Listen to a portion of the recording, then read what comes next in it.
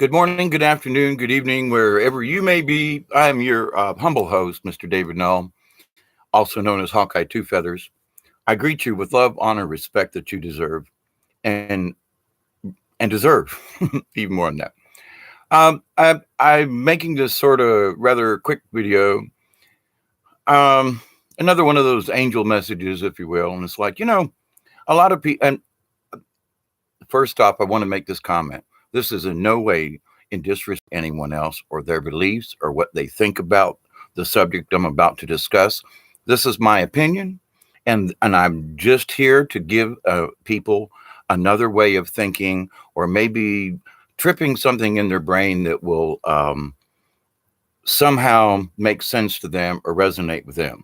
So different people find their higher self, their soul self, what their angel self, their angelic self, their however you want to look at itself. But a lot of people are discussing what they term as the higher self. I've used the terminology as well. But in the many years of reading, watching, and studying, I don't believe anybody's ever said, what is the higher self? What is it? Oh, well, it's that higher self. Yeah, but what if somebody's new to this and they've never, quote, experienced what that higher self is? And it's like, what does it mean? Well, if you're Jewish, it could mean something different than what a Catholic might view it, versus what a Baptist might view it, versus what a Muslim might view it, versus what a Hindu might view it, versus what a Buddhist might hear or, interpret it. So it depends on where you come from. But higher self is that part, regardless of the religion, of where you reach a certain spiritualism. You're able to meditate. You're able to see more than just your immediate surroundings. You're able to be aware of more things in a way that was different when you were like a little kid and wasn't aware much of anything but playing in the yard with the other kids or whatever it was, making sandcastles. I don't care, climbing trees. But to the point, though, when you grow up, and especially when people seek their higher self, when they consciously seek more spiritualism, whether it be from the Bible or reading scripture, or whether it's studying Hinduism or Buddhism or Confucianism or whatever ism, okay? There are so many ways to learn about your higher self. Okay, but what is it? That's just it. Depending on where you live, your culture, your society, that higher self may not be what other people are describing to you. You might be like, well, I don't know. I'm Hindu and I don't read the Bible. So how can I relate to what you're talking about here? What do you mean by angel? What do you mean by you see what I mean? Now, for those of us of Western culture or United States, England, blah, blah, blah, blah, blah, we have mostly the Christian religion behind us. And so we have that dogma, whether we choose to agree with all of it or not, because we live in this Christian society, there is this certain feeling, okay? And so, but if you go to another country where, Buddhism is the thing, you're going to walk around and go, what are these people doing? I don't get this. They're sitting and they're meditating in the Om and they're burning, incense and they're clanging bells. And you're going, what? These people are nuts. Well, but in your Western society, it may be nuts, but to them, it's perfectly normal. So we can't just judge, well, a Christian, his level of, higher self is different than a Hindu or a Buddhist or somebody. That's not a quantitative thing to say. Because when you reach a certain spiritualism, I guarantee it doesn't matter about religion. It has to do with spiritualism. It has to do with your insides, understanding other things, that your brain is beginning to be aware of other things. The fact that I was raised Catholic, thought about becoming a priest back in 1970, was told by a wonderful Dominican nun by the name of Sister Helene. She told me go study Buddhism because Jesus really was a Buddhist, basically. And so I did. But I studied other religions as well. And I've got all three books of the Bhagavad Gita. I've got lots of other texts, English. Okay. To the point, though, I study these texts and I look through them and I meditate on them. In other words, pray on them. Okay, here's the subject. Let me ask Creator. Let me ask the source. Let me ask the cosmos. Let me ask that giant library that's sitting in the sky somewhere. Does this, what was written, does this, what was shown to me, does this resonate with my inner being, with my soul, with my heart self? What does that mean, Dave? Well, there are things that each of us experience in our life, let's say. Say, for example, I'm just going to pick something simple, all right? But as a child, you get a pet, a dog, cat, whatever it is. Oh my God, you love that animal to death. You pet it, they sleep with you. Okay, so you didn't have a pet. You got a brother or a sister, you got a close friend, whatever it is. Somehow you two bond in a way that other people just don't. You can almost speak, mentally back and forth. And probably you are. Because somehow along the way, you have become attuned to this other individual. Boy, girl, dog, bird, it doesn't matter.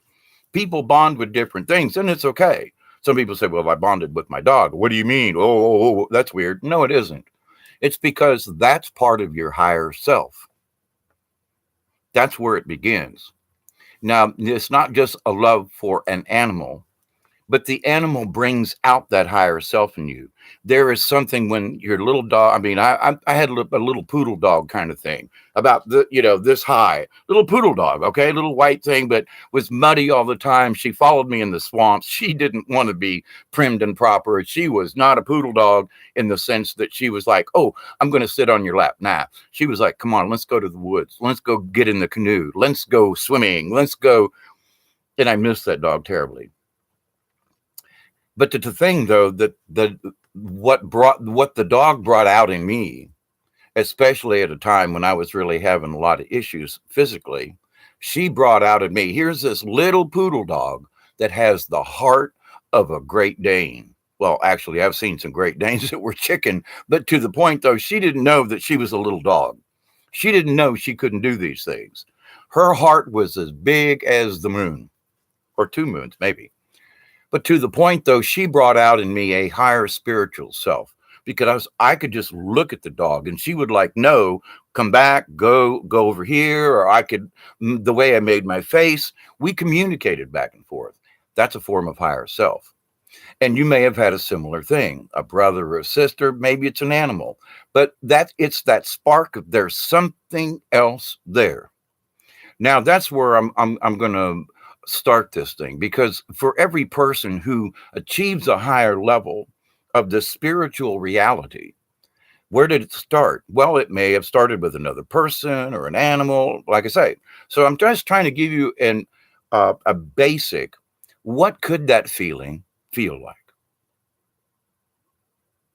Well, it's the deep love for something to where you can communicate with it. You just look at it, or your friend, or whatever it is. That's the point of higher self. That is where it's at. And the more that you focus, the more that you practice, the more that you make yourself aware of those types of things and say, well, I really connect with this one person. But here's the trick. Maybe there are other people out there that you can connect with, maybe not the same way, but very similar to this person, or maybe a dog or a horse. There are many people. I wasn't raised around horses, but I've been around horses and now I get it. Horses are beautiful animals, and they let you ride on their back. And there are some men and women who can just, move their knees a certain way and the horse will turn and they won't even, it's like a communication. That's higher self. Now, each one of us experiences it in a different way. Agreed. because each one of us, I mean, I grew up in Tampa, Florida. So where I grew up, yeah, okay, it was on the edge of the city at the time, and we spent a lot of time in the swamps and the woods, but I still lived in the city, still took a bus into town, still did city things. I move up here to South Georgia, and the nearest city's like 50 miles away. Small towns, small towns, small towns. It's a different kind of lifestyle. It took a bit of adjustment. But now I've been here 45 years, and it's like, I couldn't go back to the city.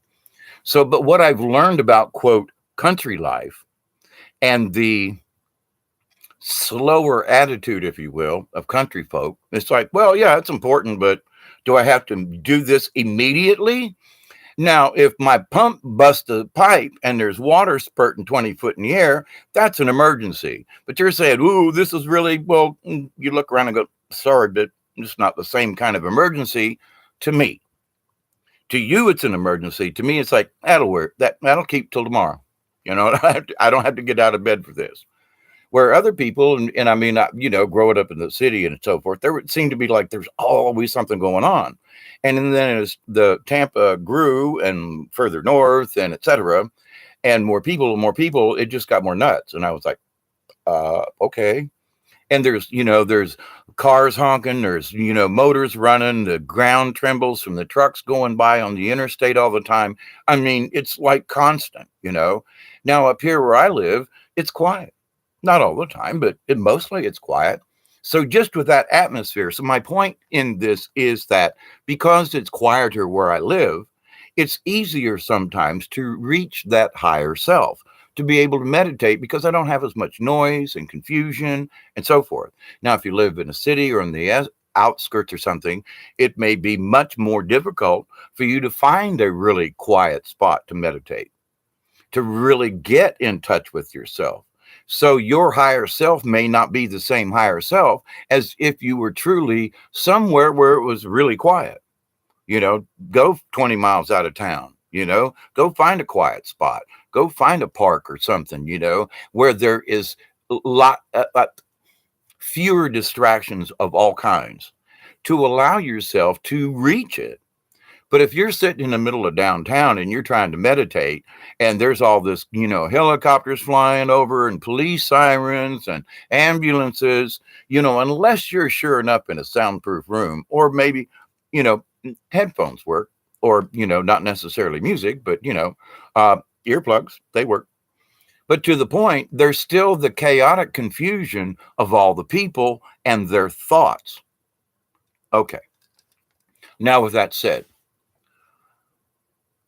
I could explain what higher self means to me, but it probably wouldn't make a dadgum bit of sense to you, except in that, well, maybe I can see where that is, or, I have a good relationship with my dog, or, well, okay, I've got chickens. I've got cats outside. I have other animals. There are animals in the woods. I have done ceremonies down on the river where an otter came right up to me, could have reached out and touched him on the nose, smiled at me, and went back under the water. There is this thing about being able to be aware of all things, to be aware of spirits around you. And I don't mean horror, ghosts and things. I mean honest, angel type, good being spirits. And that we can tune into this, quote, in the cosmos, in the universe. I refer to up because it's not really down, but I digress in that respect. But each person needs to find their own spiritual awareness. And I have discussed this in other videos and stuff. And I don't think it's necessary for me to necessarily pick on or choose like a Christian religion or the Bible or something like that. I don't think that that's necessary because each one of us has had our own vision quest in life.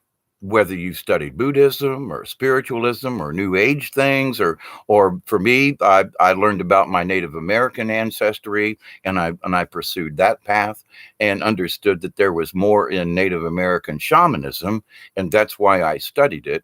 And that's another reason why I live down here in the woods. But to the point, though, one of the things is that I understood that there was a natural magic in what the Native American, I say Native American, it's not just American. It's all native tribes all around the world. They share a very common goal, thing. They're in touch with nature, which brings them in touch with the universe.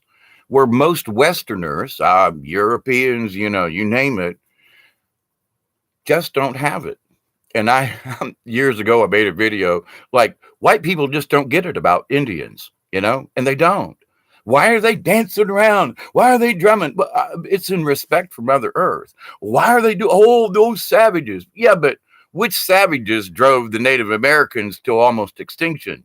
Who's the savage? But anyway, but to the point, when I found out about my own heritage, I wanted to find out more about my heritage because I was grown up in a white man's culture in the Catholic Church. So afterwards, though, I'd already studied Buddhism and Hinduism and other religions, other Christian religions too, not just the Catholics. So I've been to Baptist. I know people who are ministers in different faiths. So it's not like I'm like, well, I just pick and choose. No, and I respect these people because in their own mind and vision and they are good people. They're not just Bible thumping Christians. These folks are living by the word of what they consider their God, Jesus, and the Christ consciousness. And I applaud them to this day for that. But their vision, their idea of what spiritual awareness is or what the higher self is different from their perspective. Now, are these people still very spiritual beings? Oh, yeah. In my humble opinion. And I've met some dirtbags too, who claim to be spiritual, who claim to are using their higher self, when all that they're actually doing, they're trying to fool me, you, everybody else. And it's like, hang on, I'm sorry, you're spouting a bunch of garbage here. And if anything, you're detracting from the common goal here. When we have respect for ourselves, when we have compassion for ourselves, and I don't mean in some kind of narcissistic, I'm better than everybody else. I mean in the sense that there are many of us on this planet who have been told we're not any good, that we can't be as good as the next guy, and we're surely told we're not any better than the next guy. And we're told we're not equal, you're a slum dweller, you live in a low rent housing area. Yeah, but I'm working my ass off. I don't like living here. Oh yeah, but you're a slum dweller. Look, I've been there, done that, lived it. I worked on rental houses and I worked for the people who were like, oh, those are slum people. And I'm thinking to myself, but they're going to the Methodist church. And they're praying, well, I'm going to heaven. But at the same time, they're throwing poor people out on the street because these guys had they had a hardship and for some reason. So it depends on what you mean by higher self. So no one can tell you, well, you got it and you don't. And anyone who might point the finger or subjectively say, well, I just don't think you're there. Well, now I know some folks, and I have stated so. It's like, well, they seem like they're still in the kiddie pool because they still haven't figured out that, nature is really nature and how wonderful it is and how extensive it is. And they just like, well, okay, it's out there, but then they just miss it. Well, but I'm going to learn about my higher self. Well, how can you learn about your higher self if you're not going to go out in nature? Because that's where higher self resides. You find it by talking to trees and the land and the earth. You find it through these things. Well, that's okay. Well, nature's out there. It's okay. Well, I went out, I don't know, a week ago and went walking through the park. I walk my dog every morning. Doesn't that count? No. Now, I'm not trying to belittle these people, honestly. And it's not that they're not on a spiritual journey. But there are certain realities that everyone, the higher you go up on this, there are things that you're going to realize. That's going to bring you into your higher self, your spiritual self. But if you start dismissing things, if you say, well, okay, that's okay, but it doesn't really matter, then you're not being part of your higher self. Because it means that you must not necessarily believe everything, but you have to your awareness must be open to its possibility that the possibility that it's possible. So it's like, well, okay, okay, a tree's a tree. Yeah, you can meditate under it. Okay, next. No, you haven't gotten it yet because your frequency is still too low and your awareness factor is still too low. Now, there are certain guidelines in spiritual awareness and to achieve your higher self. Now, does that mean that people can't achieve their higher self without going outside? No, but it helps because that helps to open up your awareness to other things. Now, years ago, as I've studied Native American shamanism and so forth, there was one particular medicine man who got very sick, kidney disease. He was dying, and there wasn't no other medicine man that could cure him because it was a white man's disease in a red man's body. And so they took him to the hospital, and they put him on the 4th floor of this hospital, and he was complaining to the doctors, I can't feel Mother Earth. I can't feel Mother Earth. They kept trying to, they would have to almost tie him down in bed because he wanted to get up and dance. He needed to feel Mother Earth. And they said, look, you got to lay down. We're going to fix you here. Okay. It's some white man's medicine, but we're going to heal you. Well, so during that time on the 4th floor, with this Native American old gentleman, I guess probably my age, 60s, and he's up there. I can just see him in his, split back gown, trying to do a dance and trying to feel and hear Mother Earth. But when they knocked him out to operate or whatever they did on his kidney, they, when he woke up, he described this vision. And the vision was that even though he was on the 4th floor and had never been on the 4th floor to like stay less than, go up and visit somebody and come back down. So in his trial, in his own walk of life, he realized that even on the 4th floor, it was his own faith that kept him from feeling Mother Earth on the 4th floor. And the vision that he had was, well, all of the things that the hospital was made out of came from Mother Earth. And in his vision, while they were operating on him, this shaman woke up and said, Mother Earth is with me, even if I stand on the roof of this building. And he was like, oh, and it was an awareness to himself because he'd never been up in a high building. Now, this has been 20, 30, 40 years ago, this story was told. And I've got a book where this story is in it with a lot of others. But to the point, though, it made me believe and understand. He understood his awareness of Mother Earth was great before they ever took him up to the 4th floor.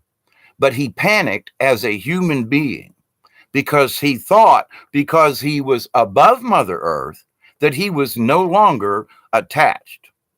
And he had almost, I spoke about this in other videos, but, I've been under the knife many times and they take you right to the edge of death every time they put you under the knife in an operating room. And when you come out of there, man, I'm here to tell you some strange things and awarenesses can become you. I spoke about my friend yesterday who came by, who just came through some horrible, they had to shock his ass to bring him back to life. And that's traumatic for anybody. But to the point, though, with this gentleman had never been under the knife. He'd never been that close to death in that type of scenario. And so his higher awareness had kept him on the ground. But in his dream state, he said, Great Spirit showed him that because the hospital actually was made out of concrete and steel, all of the things which come from Mother Earth, that he, regardless of the floor he was on, because of his awareness and his higher self, he understood that his prayers, especially with his intent, he could send the dancing of his feet through 4 floors of concrete and it would still reach Mother Earth. That's some crap load of faith right there. But he had to have an awareness of this greater thing first. So you say, well, how do you get there? Okay, you have to allow it in. You have to allow the cosmos, the energy, and make sure it's like there's some nasty crap that's flying around these days that try to attach themselves. But if you are with a positive attitude, and if you stay with a positive attitude, if you say a prayer of protection, Lord, look over me and protect me while I'm here. Any nasty, mean, bad, and nasty spirits that want to attach themselves, you can't have me. Stay away. I'm stronger than you. Go away. Don't taunt them. Just say I am protected. I have the light of the universe as my protector, and be there. But again, but what does higher self mean? Well, my friend who came yesterday had a vision when they knocked him out. He was like, I felt like somebody was trying to suffocate me. But he said, now that I'm back and he's trying to process this, he's like, there's a higher reality. I don't know why I got back. I don't know why the good Lord brought me back. I'm supposed to be dead. Now, this was our conversation right here in my house yesterday. And I'm like, that really, and he's a close friend of mine. I've known this gentleman for 35 years. Wow, that could have been me. Wow, but he went through this thing, and now he's like, there was a white light that came to me, and he goes, I have a higher awareness of something. And he was sitting here talking to me yesterday, and I'm like, you came to me, Randy, because I wasn't supposed to say his name. Anyway, you came to me because I have been on this journey, and you have had this literally angel come to you and help bring you back into this reality for whatever reason it is. He has achieved a higher self through. Now, that's a horrible way to get it. A near-death experience and being shocked with paddles and, damn near dying. That's a hard way to reach it. But it can be reached through meditation. It can be reached with awareness. And I state the nature thing and being aware, because that's people in the Western society just don't get it. It takes years and years. And I've seen some of these, and these fake shamans, they all go, oh, well, my experience was, oh, wow. And this, and oh, wow. And, oh, yeah, let's burn some sage now. What? Yeah, my house. Ooh, ah. And I'm like, what the hell are you people on? You're not, if you're a shaman and all you can do is go, ooh, ah, well, let's burn some sage. Sorry, but you're not helping anybody. Maybe you did achieve a certain awareness. Maybe you did achieve a higher self, but come on, help me out here. Oh, when you get there, oh, it's so beautiful. Yeah, okay, come on. And I just go to, how can you call yourself anything but somebody who's been tripping? I mean, in the universe, and I don't mean with LSD, but these people were using they were using mescaline and peyote and other kinds of LSD and mushrooms in order to get where they thought they could be. Now, I'm here to tell you, I've had a crap load of LSD and mushrooms over the years, all kinds of, I was a drug addict. I don't do those things anymore. Now I have had this vision where I'm supposed to do mushrooms again. I don't know. It's been 10 years since I've had any mushrooms. I don't really need them anymore, but because I feel like I have achieved a certain higher realm. The mushrooms worked 20 years ago to help me achieve this point. But I also, in these last few years, realized I may have gotten here without them. And so people who are going, ooh, the higher self. Oh, once you get there, they're still tripping. And I don't mean that they haven't reached it. I'm not going there. But what they're trying to, they're out on the air trying to tell, oh, it's so wonderful out. Oh, and I just, oh, please, tell us something we can use. just not ooh ah. That's my point about this. But they're calling themselves shamans, is what I'm kind of like. Well, wait a minute. Have you ever been to a real sweat lodge? Well, went once with a friend, and oh wow, ooh, and I'm like, oh man, come on, you're. It's like they sent in $10 and got a certificate off the internet that says I'm a shaman.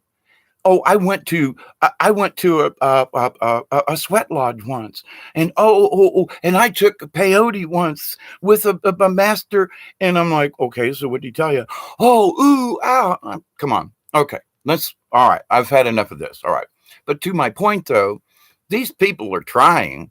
But to you, I mean, I'm hesitant with all my years of experience and all my walking with the spirits in the woods and the swamps and so forth, and all of my vision quests that have been for real 3, 4, 5 day journeys without food and so forth.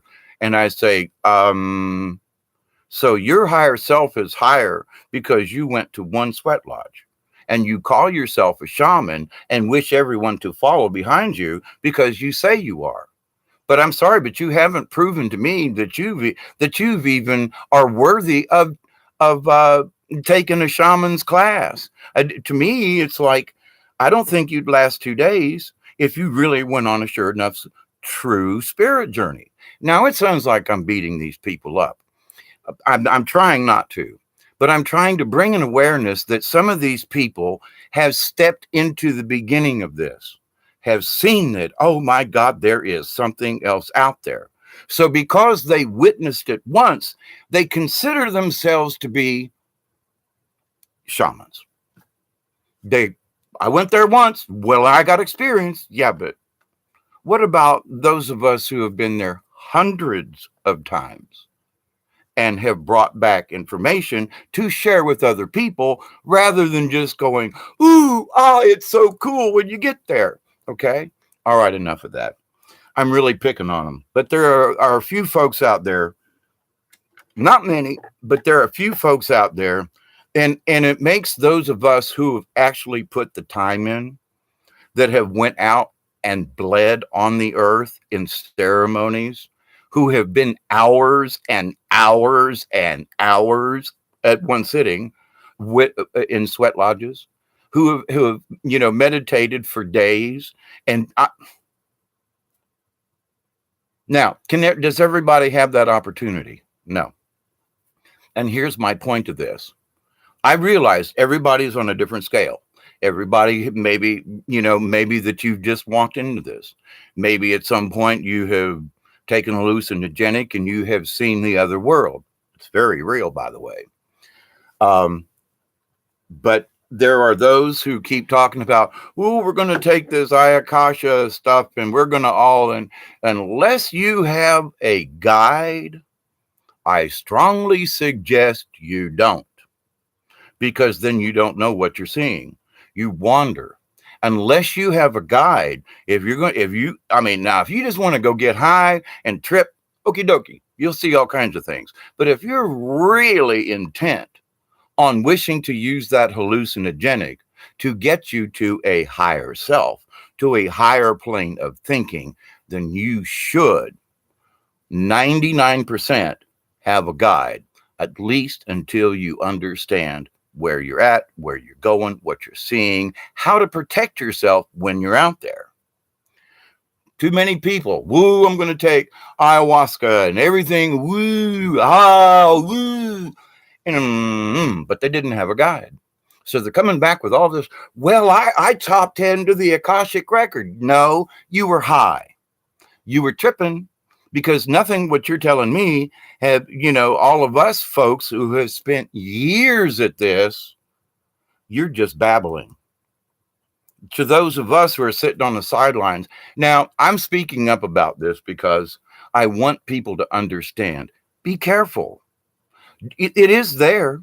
You can achieve it, these things, but just don't go out there willy-nilly. And then if you have a really good psychedelic trip, you come back and say, okay, everybody, this is what you should believe now. That's not fair. And folks are doing it. And it's like, that's not fair. They should share their experience and leave it at that. But they're not. They're claiming it's something else. Well, I talk to God. I've talked to God a bunch of times, but I don't go around saying it all the time. I talk about my angel messages, and that's about as far as I really go. But to the point of some of these folks, well, God told me. Okay, all right, calm down, calm down. All right.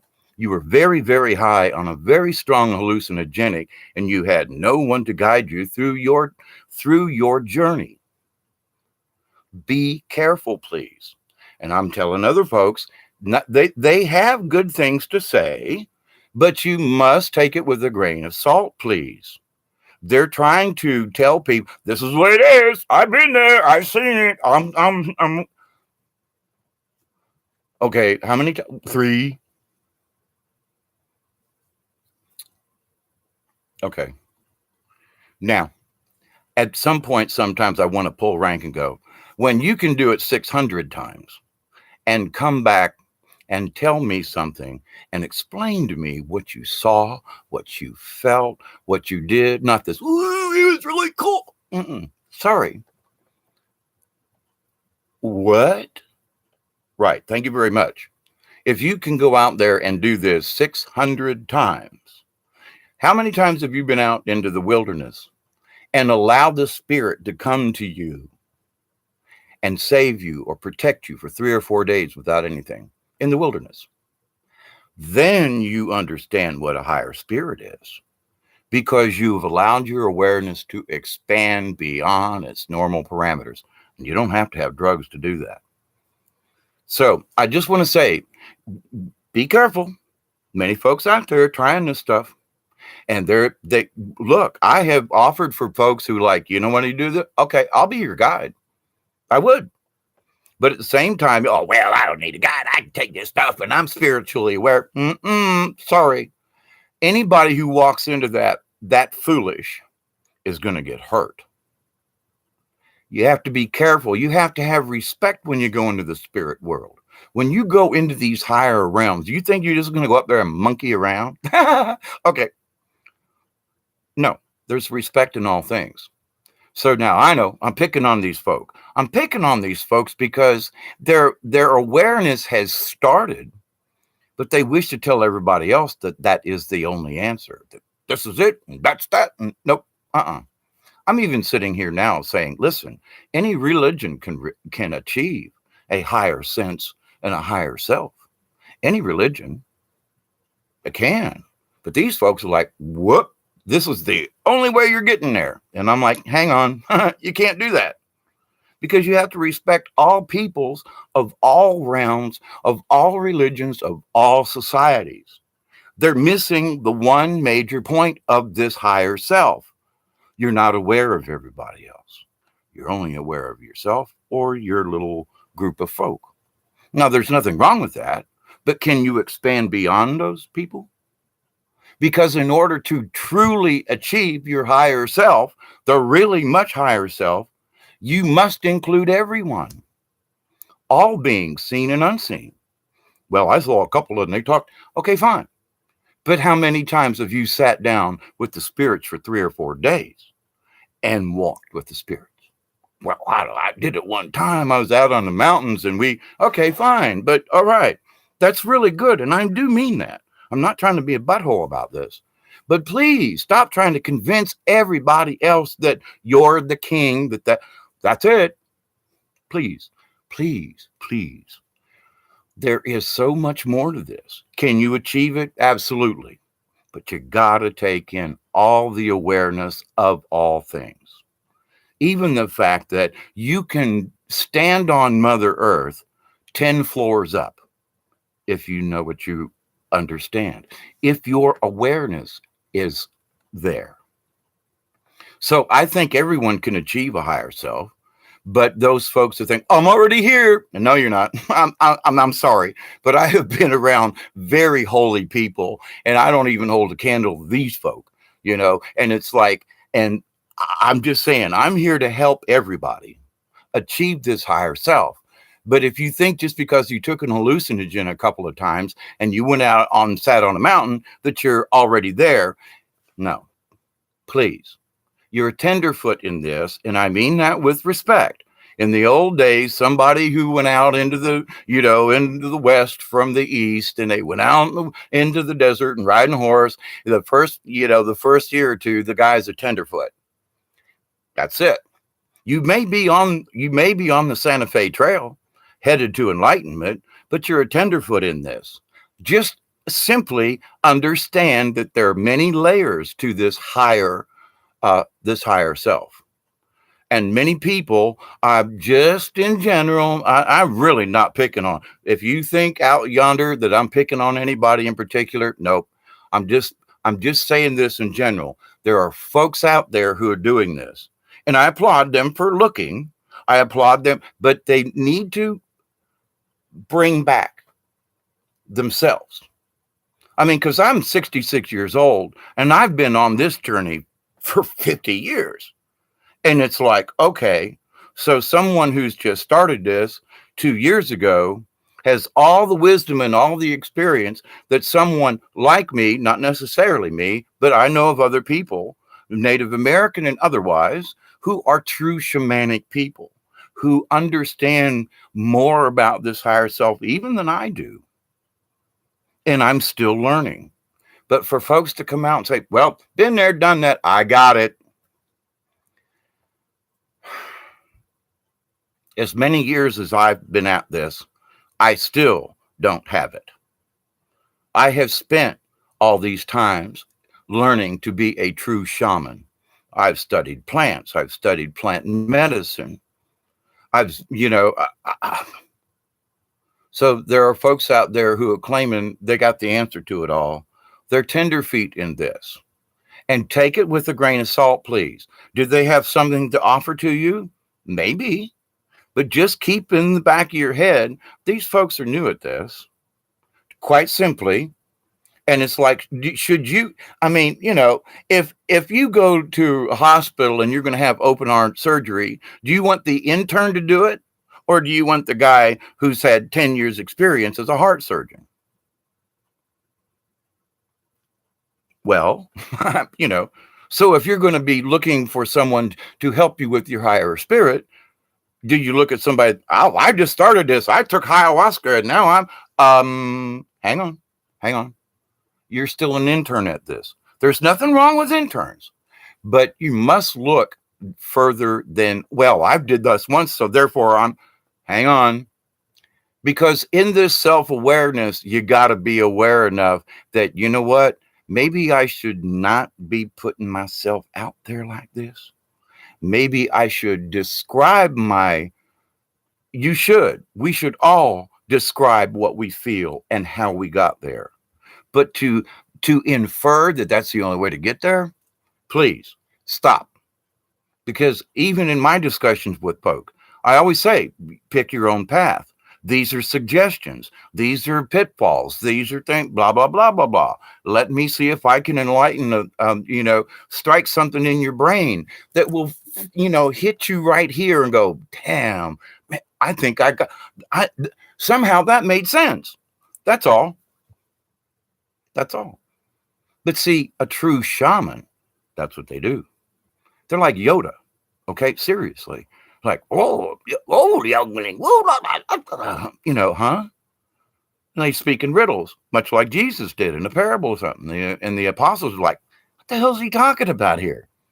That's the point.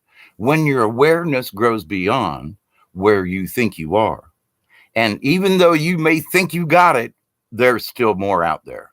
Because we're still on this planet until we leave this 3D planet and we all become our higher selves and our spirit beings. None of us are really going to get it. Now, the many times that I've literally had near-death experiences and all the 7 different serious operations I've had on my body and put in that near-death experience where you float when you're in the operating room and you can hear things and stuff and things come back because your subconscious records every single sound and word and then they replay it back in your dreams. But to the point though, I have really been there and I would be the last person to say, listen, follow me. I got all the answers. Wrong. I'm saying I have things to discuss with you. Find out if they're true for you. That's what I'm here for. Let me bring this subject up to you. Let me be the grown up in the room, or maybe be the opposite. Everybody else is thinking over here. Well, I've been told from a Native American point of view that I am a Heoke. Heoki, depending on where, but basically it's the same thing. A Heoke in Native American traditions is the jokester, but with that is a lot of spiritual power, because the Heoke, when everybody's laughing, the Heoke goes, hang on, everybody. You need to keep balance. You need to wait. Everybody's way too happy. It's not that you can't be happy. Just remember that while you're happy, that the reason why you're happy, something bad happened. We all made it through, and now we're happy as hell. And Heoke says, remember, there is suffering. Even when we dance, and even when we are praising and happy, remember Creator. Remember, it's the yin and yang. Remember that there is sorrow over there, and that this particular moment in time may just be a moment in time. But now the other side is also true with Heoke. Heoke says, if everybody's sad, Heoke wears a dog's head and walks around and goes, ah, and makes everybody laugh. Thus the jokester. Because when things are the worst, the Heoke comes out and says, hey, it's not always bad. And even when it's bad, there are things you can find out about. You can dress up and be silly. It's your attitude, And so the Heoke is the balance of things. Now, I was called a Heoke 40 years ago, and it's a puppeteer and storyteller, which most of you folks have no idea what I used to do, because none of it's on video much. But to the point, though, it's like, all right, I guess I am still the Heoke, because I wish to present another side to this. I wish for you to see that there is another point of view here. It's not that any of them are right or wrong, because only you can decide whether or not it's true to your own heart and soul, whether it makes sense for you and your higher self. That's the point. How can I help you get there? Expand yourself. Go out, sit in nature. Honestly, it's a really big deal. Now, if you can't, then expand your mind and understand then that even through 20, 30, 50 floors of concrete, if you are aware enough to understand that Mother Earth is in all of those concrete and all of that, the wood, that is Mother Earth. Can you understand that? Can you channel your energy down through a 50-story building so that it touches Mother Earth? Are you aware enough to even think that that is possible, or that it exists, or that you should even try? And I say to some of these people who are squawking how good they are, hang on. Is your awareness such that this is included in what you're speaking about? Because if it's not, then you're still a tenderfoot, please. You're learning, your information is good, but that's not the final answer, please. There's much more. I pray for everyone. If you've ever watched one of my videos, I pray every single time at the end of a video, please accept and receive the healing, the knowledge of the universe from Creator. All the time I'm saying that, and I mean it 100%. But there are folks out there, because they've had experiences into the higher self, that they've reached it. They got it. And I've watched, I listen, I pay attention, and I think to myself, but now who's going to be the grown-up in the room and say, I'm sorry, but you're still a tenderfoot? If you were to go to a shaman class, you wouldn't even get in. You wouldn't, because I've been there. I have been with true shamans, and walked and been, and, so it's like, I look at these folks and I go, but hang on, at least you're trying. Understand this. You've got more to go. You're on the right track, but you do have more to go. Now, people say, well, Dave, Hawkeye, what gives you the right? Nobody. I don't have the right to judge anyone, But when you've come through something as much as I have and have studied as much as I have to be the grown up in the room and go, listen, there's still more to this, guys. You're cool. You got to take ego out of this because I experienced it, therefore I must be right. Nope, sorry. Share your experience and say, this is what it feels like for me. I hope this does something for you. But stop telling people that it is right. This is the way. And sorry, you're still a tenderfoot. And a tenderfoot wouldn't be, that's the sign of a tenderfoot. I got the right way. The way that's the sign of a tenderfoot. Right there. In in the Native community, they're called Wanabes. They're from the Wanabe tribe. Or in American, it's the wannabes. They want to be a shaman. They want to be a spiritual being. They want to be. They're from the Wanabe tribe. So if you're ever around a Native American, go, oh, you're from the Wanabe tribe. They just cut the crap out of you. Man, you're like lower than a snail. I mean, you're snail scum in their respect because you would have the audacity to speak it in front of them. Just saying. Does that mean they're on the wrong path? No. It means that they're still young ones. It means they're in the shallow end of the pool. That's what I keep talking about. There is hope. I love them still, but they need to use what they're saying as this is my experience, not that this is always true. They're claiming after 2 years of something, they're spiritual. Yes, you have something to say. Yes, you are a valid person. Yes, but you're a tenderfoot, please. Understand there's even more than you can explain that you're experiencing. If you think what you're experiencing now is cool, oh, wait till you get to the next level. Holy crap.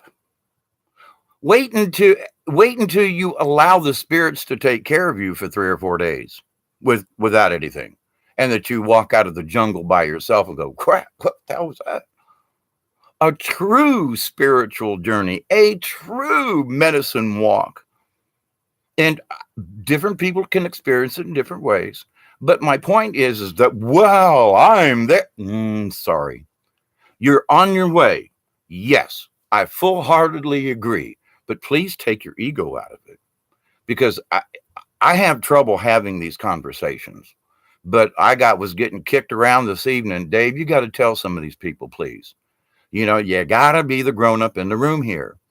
Yes, yes, you did experience that. Yes, it's a good thing. Yes, okay, yes, but you still got more to go, please.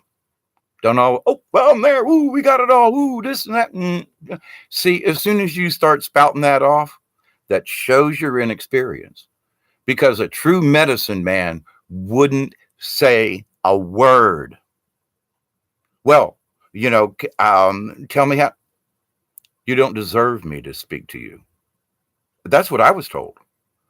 You haven't learned enough, Hawkeye, for me to even speak to you about true shamanism. Go out and study this and then come back next year. What?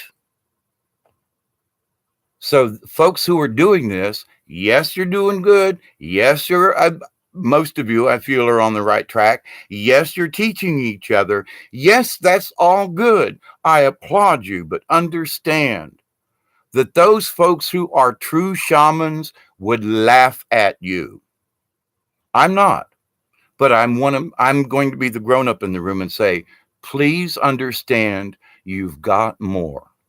There is much more for you to learn, and it's called wisdom. And the only way you can get wisdom is through practice, through age. I'm still working on it, you know?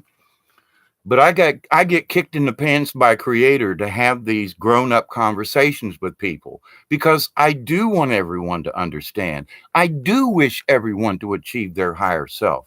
But you got to be careful because sometimes folks get to a certain point and they go, that's it, I'm there. Ooh, I feel that. Well, yeah, you're feeling it, but man, there's a whole, see, and I speak about this from my own experience. Because 20 years ago, I thought, I got it. And then 20 years later, I look back and go, you know what? I've learned a crap load more, but I also learned I still ain't got it. I've learned a lot more. I've walked with the spirits. I've been down these many different trails to learn these things because that's what I wished. That was also my journey that I knew at age 11. But to the point, though, it's like after I've learned all these things, I'm also told that I must be the grown up in the room and try to show wisdom to other folks. You guys are on the right track. But if you think you're there, oh, please you got to pull your ego out of there. When you think you're there, that's when you stop achieving anything. I know it's a weird statement. When you think you're there, well, I've achieved it. You haven't. Because when you achieve it, you go, oh, crap. There's a whole nother layer that opens up to you, a whole other higher self. So when you get to a level, and I don't know, for every person, there are different levels. So I'm not like trying to say, well, you're on, on a scale of 1 to 10, you're at a 0.2 or you're at a 1. No. Ain't even trying to go there.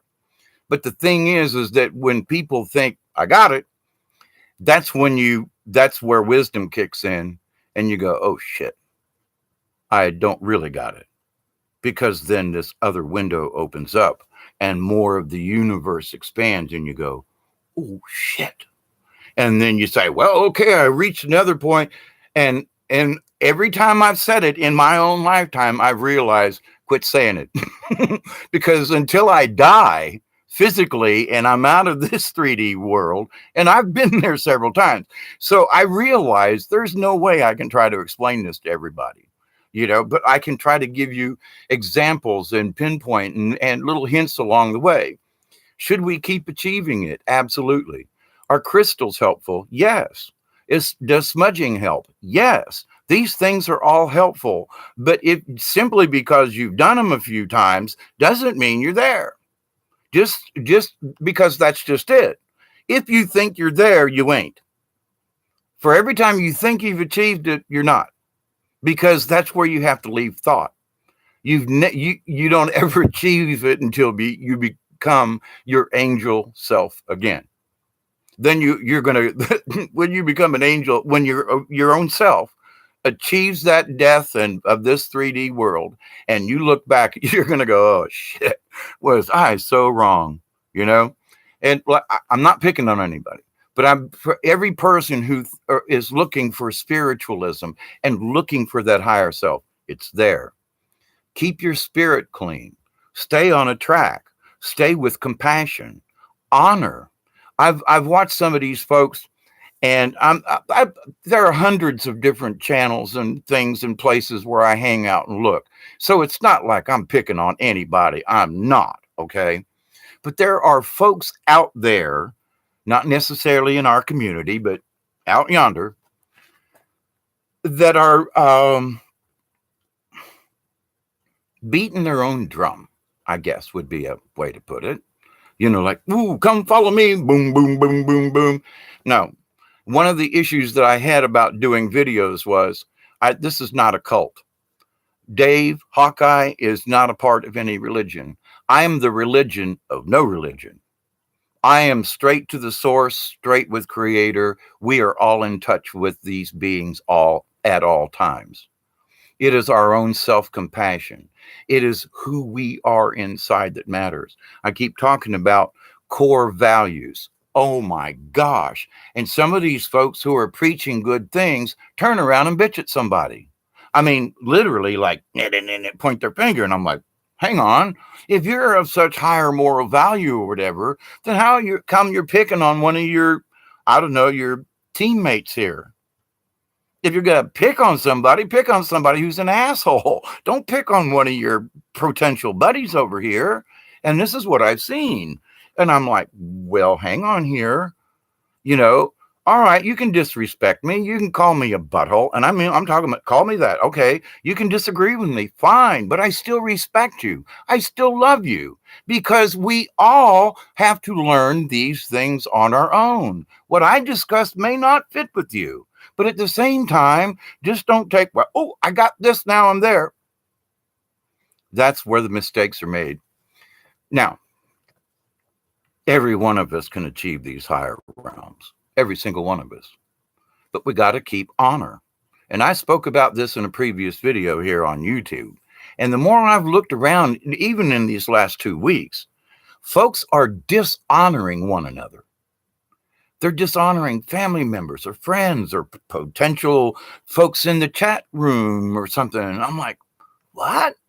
Why would you do this? I mean, if you seriously want somebody to believe in what you're discussing, then welcome them in, regardless of whether or not. I mean, I was having a discussion about flat earthers. I don't agree with them, but I still love them. They don't show me the courtesy of me being a, quote, I believe in a round planet. Okay, fine. That's all right. But when they start cussing me out because I still believe in a round planet, that's where I got to say, hang on, guys. I never cussed you. I respect you. I honor your decision, whether I agree with it or not. And that's where things are breaking down. Folks are thinking they're in the higher plane of reality, but they're going to cut their friends. Well, that flat earther's the son of a bitch and blah, blah, blah. Oh, that realm, these people are idiots. But in the next breath, you're going to claim that you have spiritual awareness and that you're dealing with your higher realm. Really?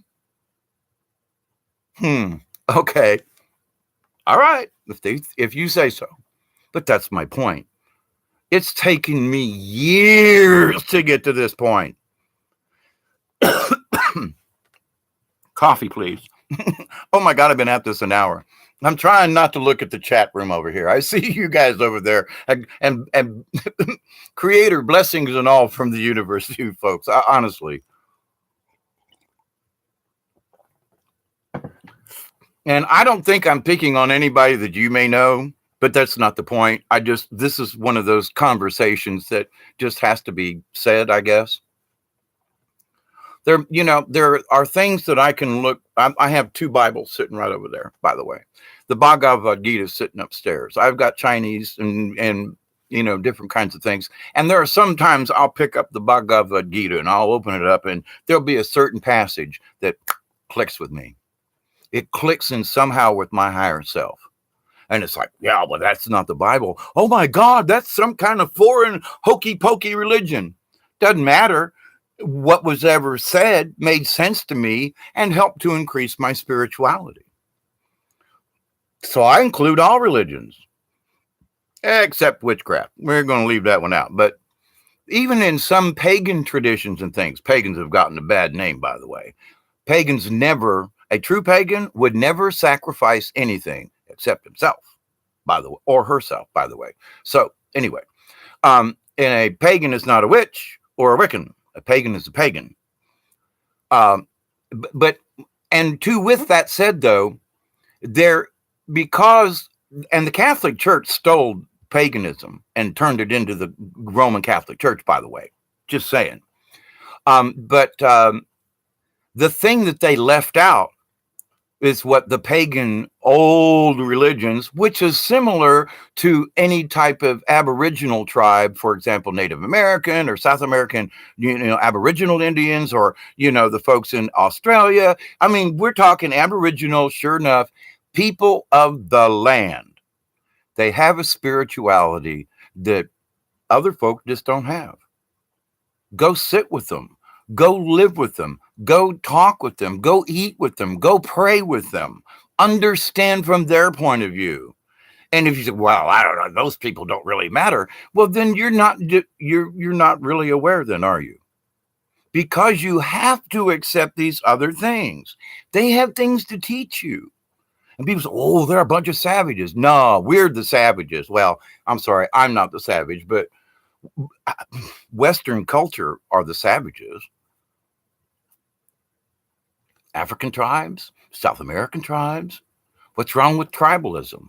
I've known people in tribes. They look out for one another. They care about the old people. They care about the young. I mean, but folks talk, tribalism's bad. Tribalism, no, it's not true tribalism, because it's like a huge, really cool family. But the chief and the chiefess, or the medicine man or woman or both, they have to be the grown-ups in the tribe and go, you done bad. Somehow you got to be punished. You raped a girl, you did something, whatever you stole. You know, in the tradition is that if you really want it, you go up and you say so. Can I trade you something for that? Well, no. Why don't you just have it? I don't need it, or I'll share it with you. Okay, that's tribalism. That's a higher sense of reality. How many people in America have that quote? And I don't mean tribal, like let's go kill everybody and scam them. That's what they tried. That's what they portray to everyone. If we were more tribal in how we were, that would mean that we looked after the old folk.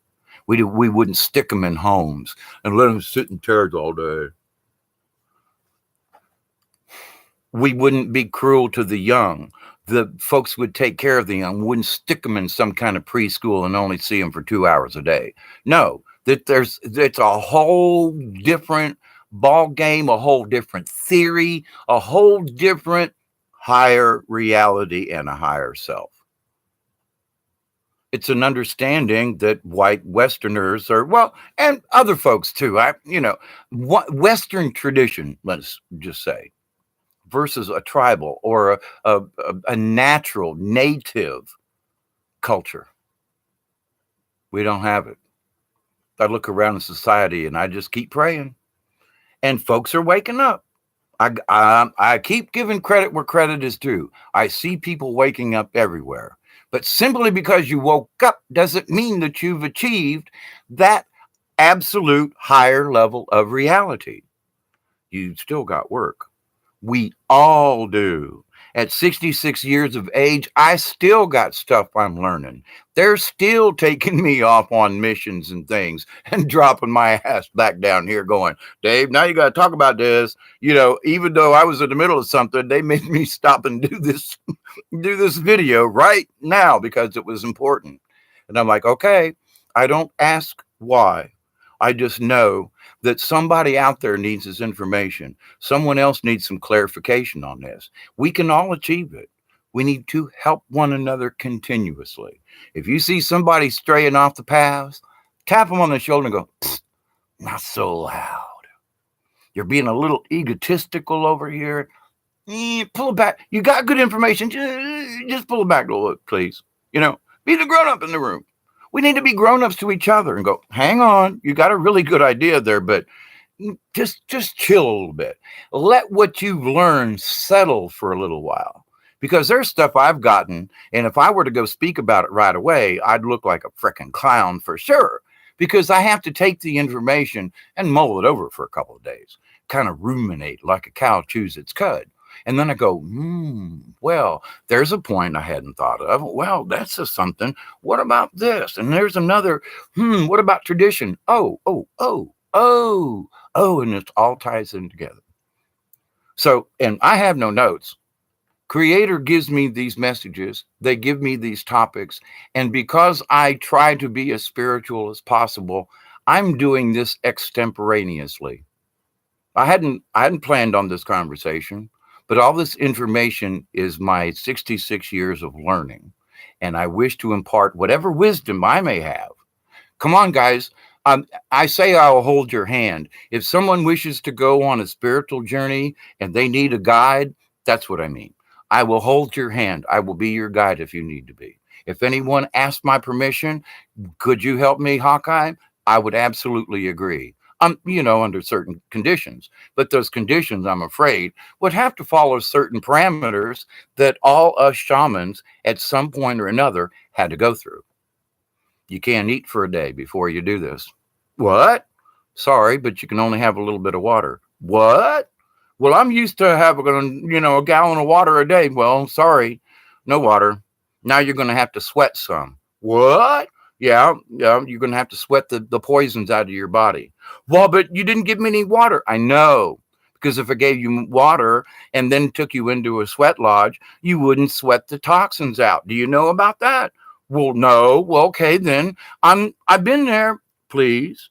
So in some of these instructions and stuff, people who are doing all these things is like, you know what? A lot of this stuff, if you went to a really good sweat lodge, you'd sweat a lot of those toxins out. You would get rid of some of those things that are killing you simply by sweating and praying. Heavy duty prayer, because you can't be in a sweat lodge without being in prayer. But to the point though, folks who think they've gotten there just still have a long way to go. Well, I say a long, that's a time thing. There are still things they need to learn. They still need to learn more wisdom from what they've already learned. And that only comes with age and more time. Now, now I know some folks who are in their 30s who are very wise in their old age somehow. They have come back as a star child, whatever you want to call them. But I was also told that as a child. There's more wisdom in you, Dave. That's why I got along with sitting around talking with these old people and learning all these traditions and all these things, because I sat down and listened and I asked the correct questions and I practiced what they taught me so that I could achieve this higher consciousness, this higher reality, this higher self. You got to do the work. You can play around with it all you want, but until you seriously, and you got to take the time out, say, well, I'll do it next week. Okay. And then you do a bunch of stuff in between, blah, blah, blah, play on the phone, do this thing, blah, blah, blah, da, da. You're not preparing. If you were going to go do something and go out into the woods, say on next Saturday, okay, you should start on Thursday to get ready for Saturday. Shut the phone off. Check it once or twice a day. Tell people if you really need me, I'll check it at certain, or come by, I'll be at the house or whatever. And then, slow your intake of water down. Slow what types of food you eat. Don't eat any meat, for example. It'll sit too hard on your stomach. Clean your system out.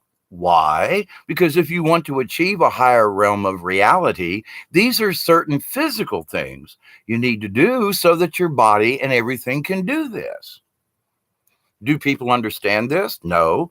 They would rather call themselves a shaman because they met some guy with a paper that said he was a medicine man, and they went to a sweat lodge once, and now all of a sudden, because they took ayahuasca, they're shamans. You know what it is? It just dawned on me. What about those of us, I guess it would be like a heart surgeon, really. It's like the guy who's oh my God, he made an incision. Oh. Now he's a surgeon. Oh, I sewed somebody up. Now you're a surgeon. You're an intern. Well, what about the guy? So it's sort of like me. And I don't know, I'm as a carpenter, as a woodscrafter, somebody. I've seen somebody that picked up a hammer a year ago and they claim to be a master carpenter. And I'm like, well, can you do this? What's that? Well, then you're not a master carpenter. Well, I know how to build a house, or I put a shed together, but that doesn't mean you're a master carpenter. Can you cut a compound angle with a blah, blah, blah? What does that mean? Well, okay, then you're not a master carpenter. So, in this shamanism, in this higher realm reality thing, people are trying to claim this with what and how they say it, and that all of us should woo. Now, it is cool. I'm not trying to make light of this, but they're not there yet because of the wisdom. They're learning, yes, and they are getting there. Yes, I agree with all that. But to be called a shaman makes those of us who have dedicated our entire lives to this look petty. That's what it is. I think it pisses me off, not for myself, but for the true shamans I have known and who taught me. It pisses me off because they're trying to claim they're like these people. And I'm like, it's not, it really isn't me. I mean, I just dawned on me. Why does this really piss me off? It's because of the shamans I've known who have gone before me. And these people it's disrespectful. That's what it is. Ding. See, I'm still learning. But it's just respectful to even use the term if you have not done, performed certain things. Now you can say I'm a shaman in training, but you want to, oh, I've done this. I'm 2 years later and I'm a shaman. I'm sorry. I still hate using the word because I know there is so much, even at my 66 years, I still got stuff to learn. I'm still going to be shown more things. But because I continue to expand my awareness, I understand I have more I'm going to be taught. Because I'm expanding my awareness, I also at the same time understand there's more wisdom and more knowledge that I'm going to attain than what I've already collected. But to see, that's the point. I realize that even though I feel like in my own personal life, not compared to anybody else's, in my life, oh my God, I've really come a long way considering where I used to be. Have I got there yet? No. Have I traveled the path of a shaman? Absolutely. Have I done this, and this? Have been taught by true shamans? Yes. And I don't mean some hokey pokey, got it on online thing. I'll be happy to teach anyone. Folks need to learn these things. Get in touch with me if anybody's in around the South Georgia area. Be happy to. It's time for a drumming. Weather's cool. It's time for a good, serious sweat lodge. It's time. Now, I offer this to anybody that might be in my neighborhood. I got 18 acres. Bring a tent. I've got small other structures around that you may be able to sleep in, like a small camper outside. I've got tents if you don't have one. And if you help me clean the house, I'll let you stay in one of the rooms. How my house needs cleaned. But I was in the middle of cleaning and I had to stop and do this video. But anyway, but to the point though, I'm humbled by all of your presence. I truly am. I'm humbled by whether you agree with me or not, because at least you're thinking. And that's the point. As a shaman, and I still consider myself in training, but as a shaman who have studied herbs and all these things that I spoke about, I just simply wish to say to other folks, you still have a ways to go. It's not being critical. It's not being, ooh, no, I'm just saying, unless you've traveled the path of a shaman pick a spot on the planet, until you have really done that, please don't use that word. Out of respect for the thousands or millions of true shamans who really go out there, who live it every day, who do these things, who sweat, who bleed on the earth from themselves, who do these ceremonies for all of us on the planet. Until you walk with them, please don't use the word. Please, out of respect. Period. If you're not a heart surgeon, then don't say you are. If you haven't operated on somebody a bunch of times and them live, then you can't call yourself a surgeon. If you've only put up one shed and you use directions and you call yourself a carpenter, sorry, you're not. You're learning. You have the basics, and that's all really, really, really, really positive and good. But please, only with experience and with more wisdom will you truly understand who your higher self really is, because it's beyond what you think it is. It's still beyond what I think it is. And I for considering what I thought I knew 10 years ago, oh my God, the expansion of this reality is unbelievably. I keep doing these videos trying to explain it, to myself. It's like, shit, but to the point though, I continue to love the people who are on these journeys. I do. I continue to pray for them, and some of them specifically, that, the veil will be lifted a little more off their eyes and they will stop using terms like that, because they're disrespecting those. And I'm on the fringe of this, I agree, but those shamans who have truly walked this earth and still do, and know the natural magic. And until you can be there and see it and experience it and are willing to leave for a week and not come back and allow the creator to take care of you and then come back and then let's have the same conversation. I want to ask you, did you learn anything? That's all. Did you learn anything? Did your awareness just increase? Oh, holy crap. Yeah. So there are lots of ways to get there. You can get it in a 10-story building if you are aware of Mother Earth and aware of these other energies. Can you achieve these higher levels, by just going back and forth to work every day? You got to put more effort in it than that. And you have to be serious about the effort you put in. You have to seriously take your shoes off, even if it's cold, and walk out with your bare feet on the ground. I don't care if there's a little bit of snow or frost, because that's what a shaman would do. That's what a true spiritual person would do. That's what Jesus did. He stepped out of a boat and walked on water. And then Peter, come on, guy, come out and walk around on the ocean with me. And Peter, like, what? You're nuts? Oh, ye of little faith. Peter saw Jesus walking on the water, was astounded. Oh my God, he's actually doing it. But he had little faith in himself that he could do it. Now, was he learning? He was one of Jesus' apostles. Was he on the right path? Yes. But he had not quite achieved that understanding that if I truly believe, I can walk on water. Same thing. Can we all be like Jesus? Yes. He said we are all brothers and sisters. And in other traditions and other religions, we're the same. We are equal in this.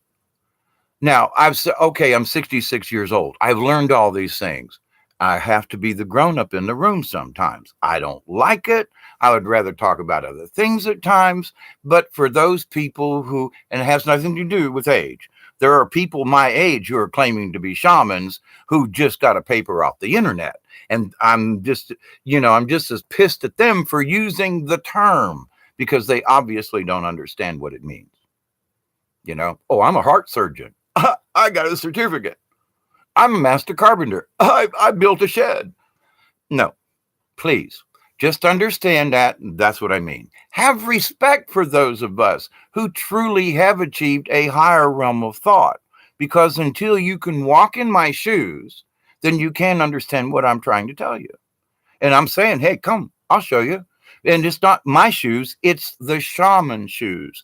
It's the native way. It's understanding nature in a way that you as a Westerner have probably not been taught. And until you loose that, you're not going to get it, because you got to let loose of a lot of stuff in order to receive even more. We shelter ourselves with these Western ideas, and then these other natural things can't even reach us. They can't even reach our soul. And that's what I'm trying to explain, trying to get to you and say, look, you guys have got a good idea. You're on the right track, but there is more to this than what you've already experienced. Just be aware of that. I love you. I do. And I will continue to keep every single one of you in my prayers, because we can all do this. In my shaman walk, in my dream state, I'm praying for every one of you. Today, in one of my dreams, I woke up and I was like, somebody was here, and I don't know who it was, but they needed a pair of trousers. And I was like, I looked at their waist and I was going like, you look like about a 34, maybe a 36. And I said, I used to weigh 250 pounds. So I got some jeans that don't fit me anymore. I'm a 32, 30, and you're a little taller than I am. So I got a pair of pants that's 34, 30, 34, 32, it was like, oh, they'll fit you great. And then I woke up and went, where'd that person go? And it was just as real. I had I had the pants, I was showing him the waistband, and then I woke up. And I mean, I could still feel the texture of the jeans in my hands. That was just weird. But to the point, though, there's still so much more. Even as I have studied these things, I still have so much more to learn. So just understand that as you get to your higher self, as you realize things in a spiritual way, that you can't, I can't only wait. Let me stop a second. Coffee break, please.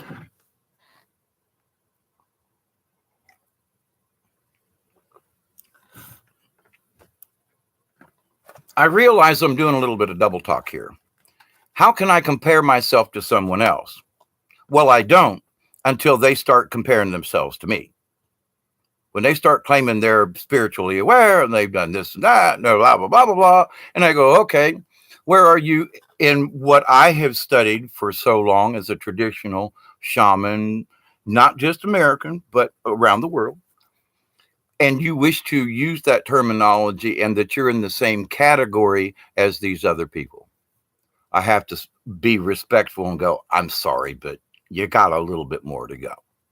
Now, if you'd like, come on, I'll show you. And there's some other things. Come on, babe, I'll be willing because someone took the time to show me. And I took the time to listen to them and to take what they said with a grain of salt and then go practice it, and to understand what they were discussing rather than, well, that's a good idea, Hawkeye, but I don't have time. Well, then you don't have time to be more spiritually aware. If you don't have time to take out of your busy day, then how do you intend to ever reach a higher state of being? I don't have time for that. Make it. Well, I don't know where. Yes, you do. You're just not aware of it yet. That's part of your problem. You're not aware of these things. So awareness is number one. Compassion, honor, and again, respect. Respect the people who have truly went before you, went before me, taught me what I know. And so I'm here to help teach anyone who wishes to listen. And I bless you all for, well, it's not for me to bless, but I'm asking the blessings of Creator to fall upon you in your journey for higher self, to this higher realization. Every single one of you, I will continue to pray for. And that's what we need. We need to pray for each other. Now, I'm not asking for your prayer. By your being here, you've already given me your prayer. You've given me your time. What greater prayer than that? Thank you very much. And with my time that I spend, I think on these things. And even though I didn't write any of this down for today or have it planned in my little book, it's a subject that we all need to understand. And do I respect these people who wish to become shamans? Yes. But their use of the name and what they think they know, I feel is disrespectful to all of the shamans before them. I guess that's my biggest point in that. And I guess that's why I kind of get a little uppity about this, not for myself, but for those that I have studied under. And I think to myself, oh, you people, if you only knew a tenth of what this person knew that I studied under, that you would go, I'm sorry, but I'm not qualified to speak on the subject right now. But you have to be aware of that as well. Am I qualified to speak about this? I don't know. It's okay to give your perspective, and we should. Each one of us should be having this conversation, but at the same time should be, well, I got it. Nope. Because the first person who says they got it, that's when you need to go, oh, sorry, they ain't got it. Because none of us do till we get there. Period. That's the answer. I can't tell you what being an angel is. I've been there. I've felt it. I've been near death too many times to count. Don't want to count. But to the point, though, I realize what that means. And to say that I've achieved that now, ain't no way. Am I working on it still? Absolutely. Am I still following shamanistic traits and studies and nature? And yes, I am. And we all are. When you take a crystal into your hand and you meditate with it, shaman. Why? Because you're using a natural thing for your benefit. Oop. Shaman 101. Okay. It's like fresh, pre-English, okay? Freshman English, all right? You can't call yourself a literary, master's or PhD when you just, your first class in college. Well, I'm studying English lit, and I read about Hermes and Homer and the Iliad, and woo, now I'm an expert. Same kind of thing. You're learning, you're getting the grasp of it, and you're on the right track. But before you say that you're a master at anything, you need to just calm down a little bit. Be respectful to those who went before you. All right, now I'm going to read y'all's stuff. I hate to ask, does this make sense? You guys still wouldn't be here, I guess, if it didn't make sense. And I'm trying to be nice. I really am. I'm not picking on anyone. I hope you understand that. But folks have, they're being disrespectful to those who went before us. Yet I just don't know what else to say. There is convex earthers too. Oh my God, quartz quantum. You know what? I had a dream about that about 6 months ago. I was like, what if the earth was like this, really? Like if it was a bowl, instead of anyway, but that's funny. Thank you for your wisdom and expertise tonight. Us who are learning appreciate you putting yourself out there. Thank you, Nunya. See you all another time. Continue with the awesome. Sorry, duty calls. Bless you, Nanya, and etc. Let me go back up here and see what else. What do you think about city living with no car? You get where in the wilderness far away. Can guides give you this deeper awareness by saving your life from the elements of negative beings? Either that or they'll let you get beat up by some of these negative. Oh, well, Nunya's not on here, but to answer the question, Catherine Angel, bless you. Wake them up, brother. You have to have a guide. Yes, Breaking Dawn. Absolutely. You have to have a guide. I mean, otherwise, how are you going to know what you're looking at is for real? Unless somebody has been before you to help you explain it. If you go swimming in the ocean, shark, what's a shark? Boom, gone you go. Okay, Nunya asks again, what do you think about city living with no car to get you there into the wilderness far away? Can guides give you this deeper awareness by saving your life from the elements of negative beings? It depends on your journey. And I know this, like, what? If you wish to. I mean, I've lived in Tampa, so there were certain parks I could go to that was relatively quiet. There was still the city noise around, but it was more quieter than anywhere else. So I didn't have to leave the city. I could take a bus or walk there or ride my bike. But to the point, though, I would put myself in the best situation in a negative, I say negative, in a city situation where there's all this confusion and chaos all the time, that you put yourself in a quiet as position as you possibly can in the chaos. And by being that wilderness can be somebody's backyard with a fence around it so that it just kind of helps blocks things out. Or it could literally be on your front porch in a meditative state. If you are aware, okay, let me bring this in. For example, I've been to the, different places. I've been to North Carolina and Georgia and all the mountains and the Appalachians, okay? Been up through there so many times. I know places most folks don't. I've been out west, now only on one trip, but I've been up in the Rocky Mountains. I've been up in the Bitterroot Mountains through a tremendous storm that should have blown us off the mountain. But Spirit was there to give us, oh my God, this is what it's like to be at 10,000 feet and in a thunderstorm when the clouds are actually below you, I mean, holy crap. But to the point though, when I wish to think of wilderness, I take my mind to that place. So is it actually an astral journey there? Well, sometimes. But it's at least, in my point of view, a remote viewing of where I've been so that I can take my spirit, regardless of my location. Now, I say this because I spent a year in jail, and some of my best meditation was when I was in jail. And what I was listening to was where I used to live. And I used to live up the hill from a hog parlor. And the hogs all night long, they've got these little flaps over the doors. And the hogs would lift up, eat, and then the door would flap down and it goes blap, blap. And you can hear it for a quarter of a mile away. I mean, it's like blap, blap, especially in the middle of the night. I would meditate on the noise of those hog feeders when I was in jail in Tampa, of up here in Georgia. And I could smell the country. I could smell where I lived. I could smell the hog poo because I used to work on the farm there. So it's like, and I could sense things. So did I actually go there? There was a couple of times I literally think I was standing there at the hog parlor where I used to work. But there were times that no, I was laying in bed in the house that I had lived in before I got thrown into prison.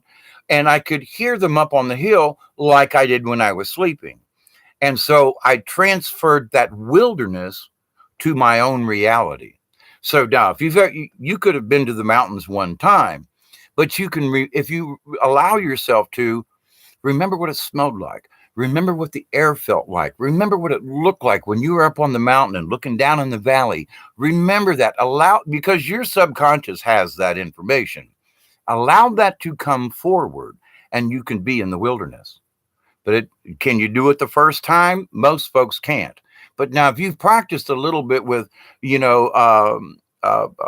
forward viewing or remote viewing or astral projection of any kind or whatever, then you can do this.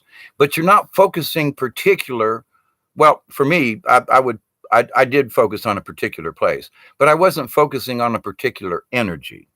I was looking to get out of jail and to get out of what the prison sounds that were driving me nuts. I wanted the country. I wanted salvation in my own self. I wanted to feel the outside air and even if it was hog crap, I wanted to smell it because in jail, you don't get that. And having been in prison for almost a year, 11 months, I got out for good behavior. Thank you. But from not having any contact with the outside, when I got back up here to Georgia and I got my house back and everything, I could hear those hog things in at night. And I was like, I had never left home. I spent that year in jail, but I never left home in so many words because I was still able to carry the country and the wilderness with me. Now, the second part of this is, can guides give you this deeper awareness by saving your life from the elements of negative beings? The elements is one thing. Negative beings is another. Okay, they're two separate things. Now you could say the elements of negative beings, but that is just negative beings. But what about the elements themselves? What about rain, snow, cold, heat, or bugs or mosquitoes or whatever? Well, there's that. And then there are the negative beings. Well, the negative beings are all over the place. They're not just out in the wilderness.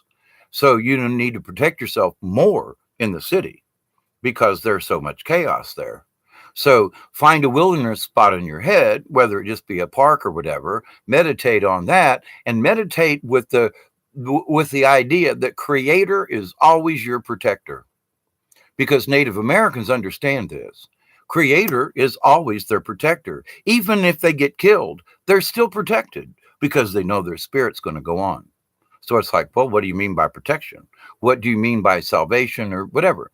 But to the point though, there are more negative things around a city or whatever. Oh my gosh, do you have to protect yourself? So it's like, okay, so how would this go then? How would this go with practice? First, your intent is, I am surrounded by light, of the healing light. Pick a color, people have different things on a white color, whatever. Okay, fine. I'm surrounded with protection. How about that one? Doesn't have to be a color. I'm surrounded with protection from the Creator at all times. Even if I'm killed in this body, I'm still going to live. So when you have that protection and you can kind of walk into a den of crocodiles, and Daniel in the lion's den, for example, he was protected. He felt protected. He knew even if the lions ate him, he was still protected. That's the kind of faith we have to have. That's the kind of protection. But that comes with awareness. I'm aware that if I accept this protection from whatever God you wish to choose, I just choose source and say, I am protected. Even if I get eaten by a bear, I'm still protected. My spirit is protected. That bear can't eat my soul. He may eat my body and my liver, but he ain't eating my soul. No matter what, I'm protected. And maybe I should get eaten by a bear. To become the essence of a bear is like a big deal in Native American traditions, to be like the bear, and strong and powerful, but yet they eat berries and bugs and things. Yeah, they eat fish, but they don't really go around killing things. Now polar bears do, but a black bear, they're basically vegetarians, But to the point, though, the strength of the bear, the wisdom of the bear. How about that? So, am I protected by the bear? Well, maybe I'm protected even if the bear eats me. So there's different levels of this. But can guides give you deeper awareness? Absolutely. Now, that's the bottom line. Ask your spirit guide. Don't try to give them a name. Just meditate. Now, every one of us, we're all being protected by something. Now, some of us have told our spirit guides or guardian angels or whatever to go to hell and get away, and, they don't pay attention anymore. But to that point, though, with that said, if we believe we have a guide, and you will get messages, as I've had said in many of my videos, I did that one about where we got free gas one night. It's like, now, how did this stuff happen? Angel messages, spirit guide will take you places. They will guard you. I have, down on the river for 3.5 days with a quart of water and a couple of moon pies, and how did I walk out of there at 104 degrees in the daytime? I should have died on that river. But the spirit's guides came to me, walked my spirit out of my body, and cared for me for that time. Can spirit guides help you? Yes. But you must believe. Now, some folks are protected whether they believe or not. And that's when they have their spiritual moments like, oh my God, something just happened. Oh my God, an awareness, an aha moment. That's okay. But for those of us who may not have been, now I understood I had a spirit guide long before that incident on the river 5 or 6 years ago. But to the point, though, it's like, yes, the answer is yes. Guardian angel, spirit guide, yes. Trust them. And if you feel that something's wonky, then maybe it's a wonky spirit trying to be on your good side. And I mean wonky, you go, you want me to do what? Now, sometimes there's been a couple of times when my spirit guide said, yeah, you got to trust me. Is it going to hurt? Yes. But why? Because you're going to learn something here. But, do you want to learn this or not? Well, how do you know fire burns until you try to touch it? You don't. Ooh, don't touch that. Why? Because it's hot. So what do? You reach over and go, oh, shit, that's hot. You don't know it for yourself. Other people could tell you that it's hot all day long. But until you burn yourself, you don't really know. Whoop, shit, that's hot. And if my parent tells me again, that's hot, you go, whoa, I know what hot means. I got burned. Awareness. Okay. Next. Nunya, I think you're already gone with that, but maybe you'll catch myself as I learn and try to describe it, is saying, this is how I did it. I have said this. How to do it. Call it negative virus. My puppeteering inspired you to be a toy maker? Wonderful, Pamela. Instilling high frequency light into each and every toy. Thumbs up. I still have a friend of mine and we have conversations and he's like, Hawkeye, are you ever going to do puppets again? And I'm like, I hope so. I'm still healing. I'm still working on it. And I hope I do puppets again. In fact, just earlier today, I was thinking, I'm going to finish cleaning my living room out. And I would love to get out a few of my puppets and do like a little Thanksgiving thing, and I've got a couple of cute little Christmas stories I used to do. I got a Santa Claus puppet and everything. They're marionettes, by the way. Hello, Quartz. You can. Nunya says I can't wait to get next to the next level. Well, there's so many levels, and it's like, well, everybody, well, third dimension, fourth, five. Oh my! Once you get up there, you're gonna go, whoop, there's some more. Whoops, there's even more. So every time we think we're there, there's more to go. There's always more higher consciousness, even in the other dimensions. So Pamela says, being a jeweler at the farmers market no longer held any interest, and the dark kept attempting to infiltrate. Man, that darkness. And you know what? With jewelry, entities are drawn to jewelry, different types of things. And especially when you start putting your light into what you make, there are things who will try to unmake them for you. And it's a spiritual. Sometimes I put them up. Let's go for it here, guys. And a new subscriber, stay woke. Bless you. Wow, that's so. You all humble me so much. You really do. Not as some shame to be laughed at if it's what it takes to practice. No fear or awe at this point. I'm in training. I admit I got to start somewhere in this lifetime. Well, one of the things in theater and so forth, you have to learn how to laugh at yourself. I mean, you have to learn how to take a critique. And the more you accept it, you realize, oh, that person might have had something in there. And you might not know it until later on that they may have had a valid point. Now, how people, as a director myself, and people still say, Dave, you were the best director I've ever had, because I was an actor first. And then I became a director. And I treated people the way I wished to be treated, which was with respect.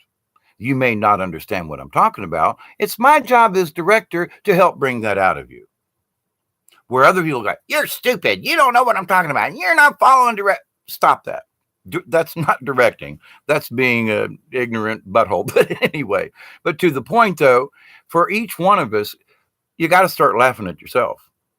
And for stupid stuff.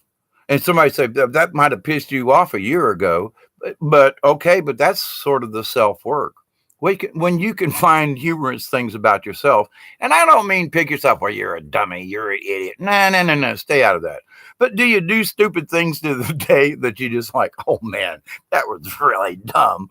I'm not an idiot, but that was kind of a little stupid right there. Ha ha ha ha. I should not do that anymore.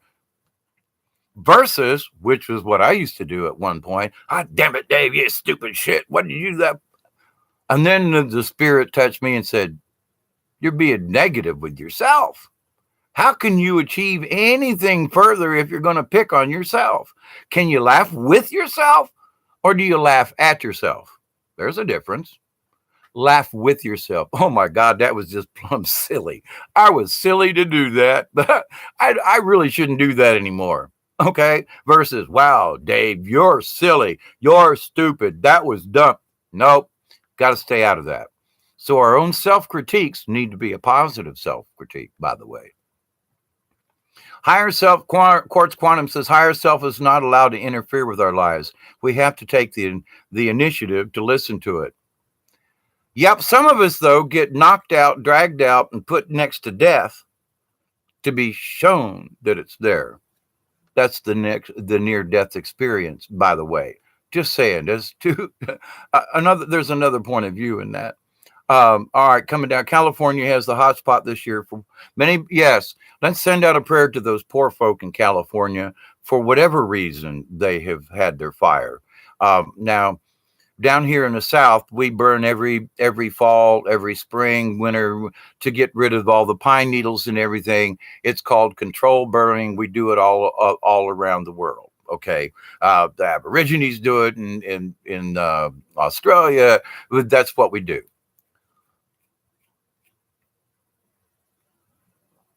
But on occasions when it's too dry, I have seen what was just above your ankle kind of line of fire get hit with some wind and then catch a dry spot, and the flames literally would be 20 feet high in a few seconds. I mean, poosh, and then go across the field faster than you could run behind it to try to put it out. And that's happened right here in my yard. It happens to the neighbor. It happened to some other places. That's what happens. Fires are nasty. I've had a house burned down, lost every possession I had back in the 80s before I bought this piece of property here. A ghost woke me up and kept us all from being burned alive in the house. Very traumatic. I really feel bad about these people and losing what they have. Personal experience, I hate it. I hate to think of how my house went up and I had to stand there and watch it burn. Nothing I could do. Even the fire department standing there. It's too hot a fire. We can't put it out, Dave. Oh my God. Do I feel sorry for these folks? Oh man, you bet. So there is an empathy within me that I have a feeling for these folks, that my prayer, I can't say it's deeper than anyone else's, but because of my shared experience of house burns and losing and so forth and feeling helpless, I have a deeper understanding of what they have lost only because it's happened to me. So in that way, my prayers are deeper because there are so many levels of this. I understand what you've lost. I understand everything you own I understand you just got out with your life. What are you going to do now? I mean, there are so many. I mean, even after all these years, I still have these wake up in the middle of the night cold sweats. Oh my God, no, the house isn't on fire. That's an old memory.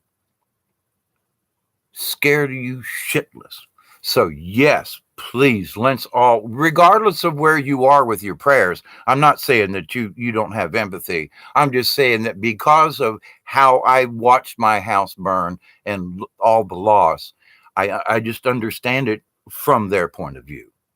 Not that you don't, but it's just a deeper realization, and I'm praying even harder, I guess. Maybe, it's not a contest as who's got more wisdom or not, but there are some deeper things that is, when you realize them, when you have experienced them for yourself, then you can say, I do have a deeper understanding.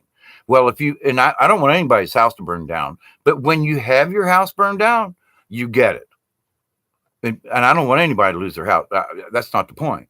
But until you've been in an operating room and have major surgery, you don't understand. You can have empathy for those who do, and that's all really well and good. But for a person who's been in the operating room and you look at somebody else that's in the operating room, you go, man, dude, I feel for you. You get what I mean. But but that also at the same time ties into the higher self. Because the more we are aware of things, and if you've never been operated on, then you can't quite get the same understanding unless you have. Then, I mean, there's this thing, if you've never had a blister on your finger, then you don't know what a blister is. You can say, so I got a blister, and go, well, you get one. Well, okay. It's like sticking your hand in a fire. Is it hot? I don't know. I don't know what hot is. Ow! Well, now you know. So there are just certain things, but see, that's in the achievement of the higher self. That's the higher realm. We understand things. Now, I've been in airplanes. I helped build small aircraft in Moultrie, and they're called Mall aircraft. I think the factory's still there. And I used to go up regularly with these guys. I'd pester them, take me up on the plane, Well, we have to wait so many hours. We can't take passengers with us because they were testing the aircraft before they were released with the FAA. They're brand new aircraft, right? And so, please take me up. And so one day this guy took me up and he was doing stall. In other words, short takeoff or landing. You slow the aircraft down so slow until it starts falling. It stalls, okay? And then you see how fast you can recover and all these things. Well, we're, maybe 1,000, 1,500 foot up over the airfield. This guy says, okay, time for a stall. Now, at the time, I didn't mention this, I was working in the door department. The gentleman who had been building the doors for these aircraft was in jail for, I don't know, for a year or something, beating somebody up in a bar. I don't know what it was. But anyway, I got shoved into the door department because I had worked in different departments in this plant. And I was a machinist, anyway. So he takes me up, and as soon as he goes into this stall, the doors blow open. And I mean, I'm 1,500 foot up, clouds below me, and my door pops open. And then he pulls it back up, and I almost shit my pants. And he looks over at me, David, and he goes, "You think you can fix that?" Now, what he was telling me that the doors were popping open when he was doing the stall test. But until he took me up, I didn't understand what he meant when the doors were popping open when he put us into a stall. So when my door popped open, I was strapped in. That there wasn't like I was going to fall out. But the sudden effect of the doors just going popping open made me realize that I didn't quite understand what the gentleman was trying to explain to me. So until he took me up, I didn't have full knowledge of this. You follow me? Okay, would I rather not have that happen?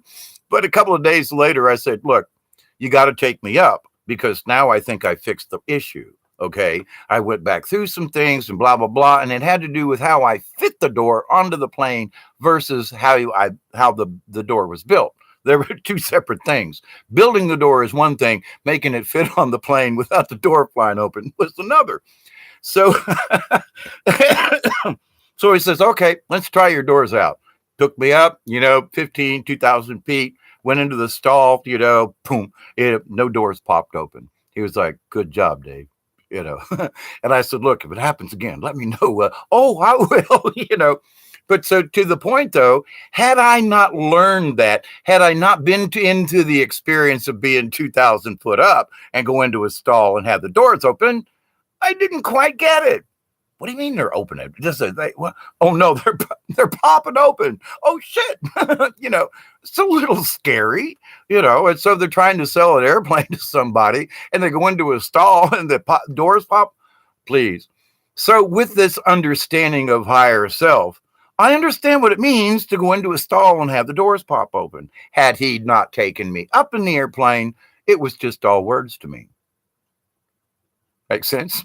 A lot of this other stuff, we have to experience some of these things. I mean, God forbid you have to go into a stall with an airplane to learn that the doors pop open. But to the point, though, with a lot of this higher spirit, higher self, we have to experience some of these things. And some of them, to some of us, ain't really kosher. We don't really like it. It may be actually physically painful or at least mentally painful. We're going to have to learn something that's out of our realm of knowledge. But if you trust, if you accept that you are protected, if you give yourself the credit, allow these things to happen, as I keep saying, allow them to happen, allow the spirit to come into you. Make sure it's a good one, but I'm sure that anybody in this particular chat right now or who may watch this video, I think you probably already understand what it means to be in the right frame of mind about this. So you're going to know if it's a negative entity trying to mess with you. You're going to pick it off right away because you've already are studying the light. You're already following that guidance. You already have, regardless of where you are on the realm of am I here? How much understanding? Doesn't matter. Every single one of you, me, and those of us who are trying, we do have the light of Creator. And all we have to do is allow it to protect us. But also without fear. Well, what if I go do this thing and I die? So, and you go, wait a minute, whoa, hang on, wait. That's the faith you got to have. Because the shaman will say, well, you're going to take this trip. We're going to give you some mushrooms, or okay, we're going to go out with this peyote. Peyote, by the way, when it's real honest to good mescaline, oh man, talk about clear visions. Oh, but down here in South Georgia, it's hard to get mescaline. But anyway, we had lots of magic mushrooms. So from that point, though, one of the cleanest spiritual journeys I was ever on was with peyote, was mescaline. Absolutely. I just got to say, boy, I wish I could do that again under the right circumstances. So somebody asked me up here, Stay Awoke, what do you think of DMT? I have not taken DMT itself.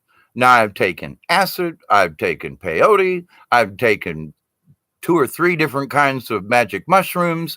I've taken, did I say LSD? I mean, I've taken over 500 hits of LSD in my lifetime, at least. I used to buy them 50 at a time and keep them in my wallet. I would take, they came as little, it was Mickey Mouse, actually, little Mickey Mouse blotter, and you'd tear the little cards off, and I'd cut the little cards in half, and I'd take a half before work and a half about lunchtime, and I would trip through the whole day doing what the job that I did, which was precision grinding that I did all by myself in the corner over in the thing. But anyway, and I was damn good at it, by the way. And yes, I am bragging. I was damn good at it. Not many people could do what I did. But I say that because when I did the LSD while I was working, I know, second, third shift, very quiet, that I could hear the motor. I could hear and feel the machine. It spoke to me. And I would take the acid and go work with the machine and touch the machine and become the machine. And people would go, I don't know how you did that. I mean, the tolerance is like 0.0001, 4 places, okay, to a 1, plus or minus 0.0001, plus or minus that. I mean, a human hair is like 9 thousandths, 0.009. And so you're so much smaller than a human hair. You have to blow it up 40 times its size on a comparator to see if you've made a mistake. That's what I worked with. But my point to this is that with my LSD mushroom trips and things, I use the drug, whatever, for my benefit. I'm like, I'm going to talk to this machine.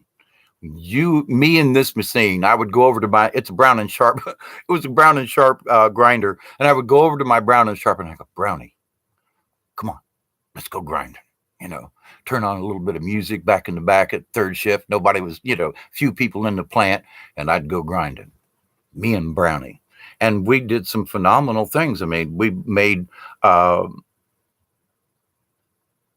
fan blades for jet engines, Rolls-Royce, F-150s. I mean, a lot of the Navy aircraft, And so, but now, what about DMT? Now, I can assume that DMT, like ayahuasca, and depending on the dosage, is similar. Now, I've taken acid, and somebody says, well, what's the difference between acid and mushrooms? Mushrooms are clean. The acid is made by someone. A mushroom is made by a creator, okay, and Mother Nature. So if you're going to take something natural. Is DMT natural? Just saying. Do you know for sure that it's a natural? Do you want to take something that might screw up your brain? I'm going to say, I'm going to ask you, then do it naturally. Find some real peyote. Find some real magic mushrooms. There are folks down here in South Georgia. Oh my God, they think they know what they're taking. They're being sick. They're throwing up. They're not taking the right kind.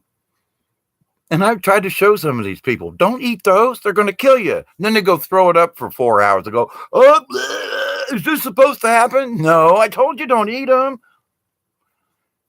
I'll show you the right ones. Really, and if you want to trip and you want to learn, come with me.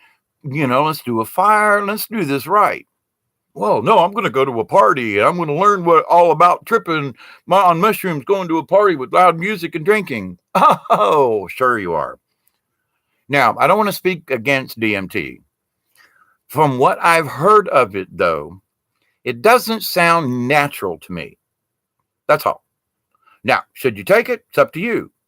I've had some people over the years. It's like back in my day when I was growing up as an early hippie, acid was really acid, man. There wasn't anything tied to it. You took a hit of acid, you didn't come down for 2 days. These people now who are, quote, taking acid, they got a buzz for a couple of hours. They end up with headaches. They like all this nausea. And I'm like, you guys, I wouldn't take what you're taking, but you were only high for 4 hours? I was high for 4 days on a 4-way hit of White Sunshine. I'm sorry. Your acetone, whatever, who's making it, whoever is trying to put it out there to you, I would be very, very skeptical. Now, find somebody that's a naturalist. There are magic mushrooms. There are other ways to do it. Would I do it now if somebody said, well, here's some really good acid? No, not unless I knew the person and they made it. I mean, I'm serious. Well, this is DMT. How do you know? That's my question. Is it going to get you high? Yeah, but what else is in there? Is it a natural high for you? Just saying. If you've got a mushroom button in your in your hand, you know it's a mushroom button. You can't fake that. Just saying.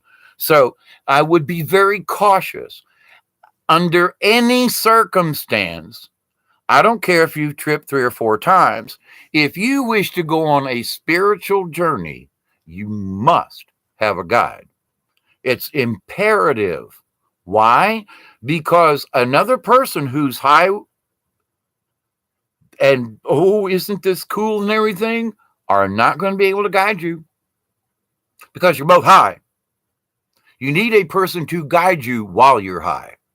They don't take it. If I guide you, I'm not high. I might smoke a joint, but I'm not tripping. Why? Because I'm your anchor to this earth. I'm your anchor in this universe so that you don't get lost. And a true guide would never get high. Maybe have a beer, maybe smoke a joint, maybe, but a true guide will be conscious of you at all times, to the point where they are willing to stay up 24 hours with you to make sure that you are guarded. If you don't have a guide, you don't have that.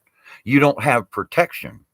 So if you go out and want to start doing this on your own, then you don't have a physical guide here on this planet, in this realm, to help bring you back in. It's very important. And so once you learn it a few times and you get the idea that, okay, I'm tripping, but now I can control the tripping. Oh, I'm going off in left field over here. People say, you mean you were tripping when you were working on a precision grinder? Yeah, because I had learned before then how to use that trip, how to connect with a machine and do these precision things that are really hard to do. But that's how I was able to get into the cosmic reality of this fine. I loved it, by the way. I missed it, really. But to the point, it's like, okay.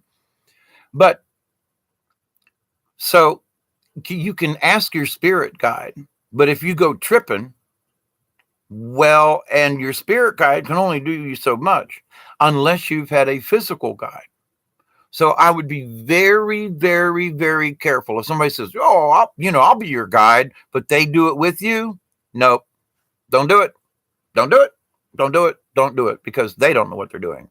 Because if they understood what they were doing, they wouldn't do it. They would guide you. That's the part of the guide. Okay. Now, I know there are different people who have different values on this, but any shaman I went to was always perfectly straight. They would meditate for a day. They would prepare themselves to guide me, or others, depending. And they would fast, and they would pray, and they would smudge, and they would ceremony to guide me. And I was be the one that was on doing the tripping. So question yourself. All right, who's this person? Am I going to have a guide here, or am I on my own? Well, if you're on your own and you don't know what it is, like I know what a couple of mushrooms will do to me. I don't know what a pill of DMT or something's going to do to me. You know what I'm saying? There's like, well, okay. But I know what I can do. If I can take 2 or 3 mushrooms of a certain size during a certain time of the year, I know what to expect. And now I have taken one mushroom that was like maybe this big around and tripped for a blooming day. Like, oh my God, that was a powerful little mushroom. And then I've had some that were like literally this big around, ate the whole thing and like barely got off. So, but to the point though, same kind of mushroom, but different circumstances, different times of the year, different potency. Why do I say this? Why does it matter? Because there are a lot of people, and I think I'm going to have to do a separate video because this is the tail end of this one, but a separate video more about this and bring this like as a separate subject. But to the point, I say to people, if you wish to explore this, then at least do it correctly. That's all. Should you not do it? I ain't gonna go there because I did it. And there are a lot of things I never would have learned had I not went out into the spiritual journey. But I had guides. And then afterwards, I learned how to use my own spirit guide to stay out of trouble. Now, I got to admit, there's been a couple of times when but I was taking other medications. So I took mushrooms, but I was on other things and they affected my trip and where I went and the protection that I thought I had because of I went to the doctor, or I was on seizure medication, other things, and they had an adverse effect to my trip. I can look back on it and go, oh shit, never should have done that. But I was on all these other medications from the doctor. And then I took the mushrooms. I hadn't cleaned my system out in order for the mushrooms for it just to be a mushroom trip. All these other chemicals were in my brain and affected me. So one must very, very, very please be careful. But I'm not going to tell you, stay away from it. But please be guarded when you do. Now, sometimes when you're out there, you're going to see some crazy shit. There's going to be some stuff that's should scare the crap out of you. And I say that because a true guide will bring you to the edge of the cliff and allow you to look down so that you can go, holy shit, that's what 10,000 feet straight down looks like. Yes. Does it mean you're going to get shoved off? No. But there may be beings. There may be elementals or other types of spirits that you will see or be shown or will appear, and you need to see them. Will they scare the crap out of you? Yeah. But you need to learn not to be scared. It's like, whoa, crap. That's one to stay away from. Whoa, okay, no problem. But the thing is like fear. Oh my God, I'm going to die. Because that's part of the journey. A spirit guide will say, stand up. Is that spirit attacking you? No, but he's scary as crap. Well, but has he attacked you? No, then keep your light. Pull up your shield. And I think of it as a shield from the old days, like the Vikings. I got my shield. So I put my shield up. Okay, as long as I got my shield, and that can be the armor of God, that can be whatever you wish to perceive it. But if you've got your shield with you, you're protected. So you can, I use that as a visual. I still do at times, because sometimes there are entities you just dog it. You got to have a shield because these people are throwing darts at you. They're throwing bombs at you. Boom, boom, boom. You gotta have something to protect you. Now, is it a physical thing? Well, I like to use visualization. So if I visualize a true shield, then I got it. If I visualize a light trying to shield me, then that shit can come through and hit me. But when I visualize a true shield, even though it might, in my head, I got it. I'm a crusader. Well, maybe not a crusader. I'm a Knights Templar. I'm on the good guy side, but I got a shield and I'm being attacked. And, I can put my arm up, but if there ain't a shield there, somebody's going to cut the damn thing off. And, I'm protected by the armor of God, but I still don't have a shield. I'm going to get my arm chopped off. But if I think of and present in my mind and in my spirituality, I have a physical shield, then actually, in a spiritual way, there actually is a shield. And so when I put it up, however I view it in my own realm, I am protected by this shield. That's how I work it. But I was told years ago, use visualizations.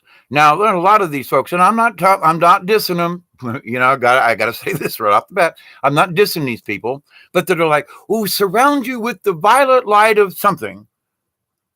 I can't, sorry, but I can't get there. But if some protect yourself with the armor of God, well, now, depending on the God, but I'm using this Christian phraseology.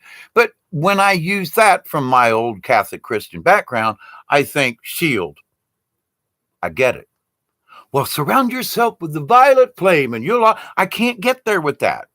I understand violet flame. Okay, that's helping me, but I got my damn shield too. you know? So sometimes people are giving you this etheric, oh, well, you're covered and this. Some of us can't visualize it. Some of us are going, what?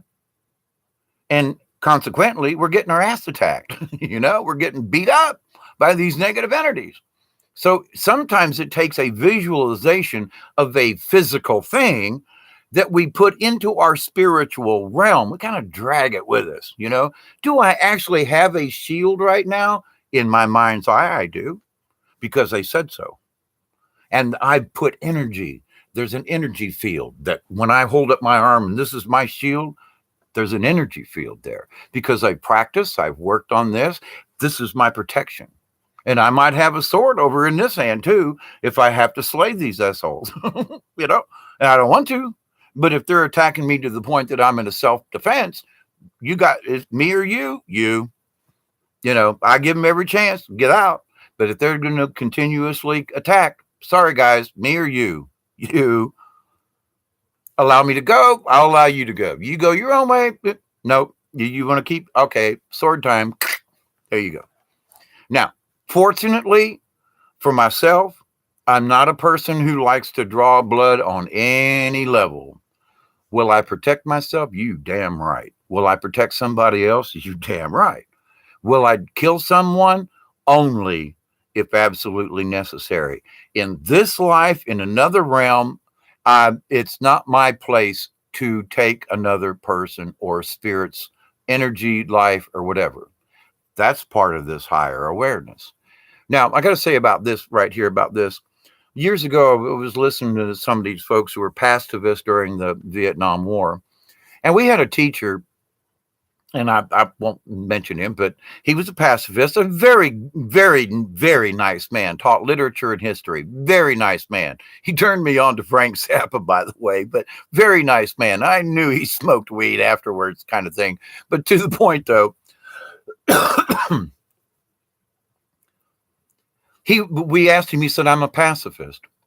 And he said, well, would you go to war? Well, there were those of us who were graduating who some of us went to Vietnam. Well, I didn't, but some of my friends did, went to Vietnam, came back a train wreck too. But he was like, no, I won't fight. So we got to, well, would you, what if somebody broke in your house? Well, I would try to, what if somebody was attacking your wife? Would you hurt them, kill them? Could you beat them off your wife? Well, I don't know. Well, hang on. Whoa. Now, it'd be one thing for me to not defend myself, but if a loved one of mine, and I have stepped in when I didn't even know the person, got my ass kicked too, but I had to step in because they were being beaten up, and it's like, stop this. And every people were like, well, look at that, blah, blah, blah, don't interfere. And I'm like, what? There's blood on the floor. The guy's face is hanging off it, and nobody's going to jump in. Well, I've gotten in trouble for that. But to the point, though, did I want to start a fight? No. But would I step in if somebody else is getting hurt? Yeah. Would I necessarily protect myself? Well, yeah. But would I hurt another individual on purpose to stop it? Only if there was no other choice. But for some of these folks, and I used to think, you people are crazy. But now I understand that there is even a higher level, get this, of spirituality in this. I mean, Jesus, he's like, well, would he have stood in front of somebody else if they were being whipped? There's not any stories of that. Would somebody else step in? Now, there was the Good Samaritan, and there were, all these other folks, the gentleman who helped Jesus to carry the cross, and he himself was subject to being whipped by the Romans or whoever it was. So it's like, well, people step in all the time, but should we? Would we? Is it in our spiritual highness that we keep someone. Well, if someone's being abusive, shouldn't we at least try to stop the person from being hurt when if they didn't deserve it or whatever? Shouldn't we be of a higher consciousness than that? That's a toughie. I'm still kind of wrestling with that one. But it depends on the situation. If somebody's being an asshole and they're beating a woman, I'm going to jump in. If I got to knock the guy out with a 2x4, I'm going to beat him till he's knocked out. Do I wish to kill him? No. But am I going to stop him? Yes. And is it going to cause him physical harm? Yes, because he's causing someone else physical harm. Now, would I go to war? No, because it's stupid. It's dreamed up by white, well, not just by white men, but, but if someone on the street is being harmed or something like that, hey, wait a minute, stop this. Period. Stop it, and it should be our job to step in. So anyway, now I'm getting a butt cramp, as you all like to hear me talk about, I'm sure. But DMT wait, let me read this from Stay Woke. DMT transports you to another dimension. Stay woke. So do mushrooms. So does peyote. It does. If you have the correct guide, any hallucinogenic will take you to another dimension. DMT isn't any different. It's just a different level of it. It is natural and it's derived from plants. Acid isn't natural, but I understand some can be clean and made with intent. There are test kits. Go for it. But my point is that many people who are taking some of these stuff, it's really not clean. And if DMT is this or that or what, how do you know that you're getting the right? How do you know the test is right? I mean, there are so many variables in what this is. It's that listen to this, please. Not saying you shouldn't do it, but you should damn sure be cautious. When I go out and pick mushrooms, I know exactly what I got. And I know that with mushrooms, I will go to another dimension because that's how I know about them. I've used mushrooms to get there. Not DMT, not, now, like I said, peyote, mescaline, oh my God, one of the cleanest. Oh man, I can't speak enough about. If anybody lives out west and you can honestly get real peyote, please, if you want to go on something, but do it with a guide. And now stay woke. I'm not please. I'm not condemning this. Now, people who talk about DMT, I've read and looked at it, and I think it's just horse shit. I do. I'm like, woo. Well, just go pick some mushrooms, please. Well, I gotta do this and it's that. We get to the okay, fine. All right, do it. But do you have a guide? And to the point where DMT transports you to another dimension, I must say, stay woke. So do mushrooms. So do a lot of other different kinds of hallucinogenics. Lots of other ways to get there without just the DMT. Okay? Just say it. All right? Be careful no matter what you do. And if you choose to go off on one of these trips by yourself, then I gotta say, with the utmost of sincerity and warning, buyer beware. Okay? Yeah, the acid thing. Back in the day, I literally knew people at the University of South Florida in Tampa who were making acid in the bathtub. It was bathtub batches, right? I mean, they literally, but these guys were chemists and it was clean. Okay. They were making real lysergic diethylamide. Okay. And it wasn't some kind of, now over the years, it got worse. And now if somebody said, ooh, I got a hit of acid, I wouldn't take that mess for nothing in the world. They're using all kinds of crap to claim that it's, LSD. So I wouldn't even touch it these days unless there was a very good source. Now, there are still folks who make acid. There are still folks who literally trip on clean LSD, but it's not like it used to be. It's just not. So still, buyer beware in that one. Now, the DMT, see, that came after all the other things that I took. So I can't tell you that I've been on DMT, but I can tell you all the mushroom trips and to the different dimensions that I have been to. Clearly, absolutely. So if you think that's the only way that you can get there, then see the people who are giving you this and feeding you and trying to promote it and that's the only way that you can go to another dimension. No, flat out, that's wrong. Oh, well, DMT will get you. Well, so will mushrooms. So will these other things. So will really good meditation, by the way. But some people feel that they need help. Buyer beware. Be careful. I love you all. I don't want to see anybody get hurt. But at the same time, you all got to be careful with this mess. I mean, you can meditate. You can go out in the woods for 2 or 3 days and meditate so strong that something will literally steal you from your body and not let you come back to this planet. That's happened too, without any kind of LSD or anything or any kind of hallucinogenic. Yep. So you can do it without anything. Do you accept it? Can you bring your self-awareness to accept that, you know what? I don't need DMT to go to another dimension. I just need to ask my spirit guide to show me. Boom. There it is. Well, how are you going to know you're there? Well, I didn't take DMT, but there I was someplace.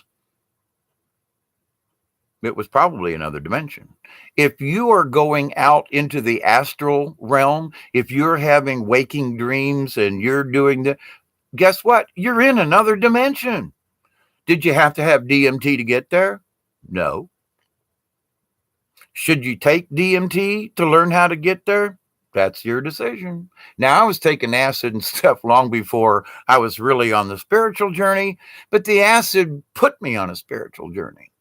And then I thought, wait a minute, I'm going to use this to my benefit. I'm going to use this to awaken myself. I'm going to use this to go out into space and come back in and see what's going on here. So yeah, boy, do I have a different point of view than a lot of other people. But that's why I'm trying to give you my point of view and my wisdom. Yes, do it with precautions and with guidance. Be careful. That's all I got to say. You know, to each his own, but at the same time, buyer beware. So I'm repeating myself some more. And I really do have a butt cramp, by the way. And thank you all for paying attention. And Pamela, you said you love listening to me. Thank you very much. I like listening to me too. That's a joke. Wait, that was Rick and Delaney. Thank you very much. Would love to hear Ultraviolet Ether do a channeling on you, Two Feathers. That'd be interesting. Pretty sure you are at least 11 or 12D. See, and I've never asked because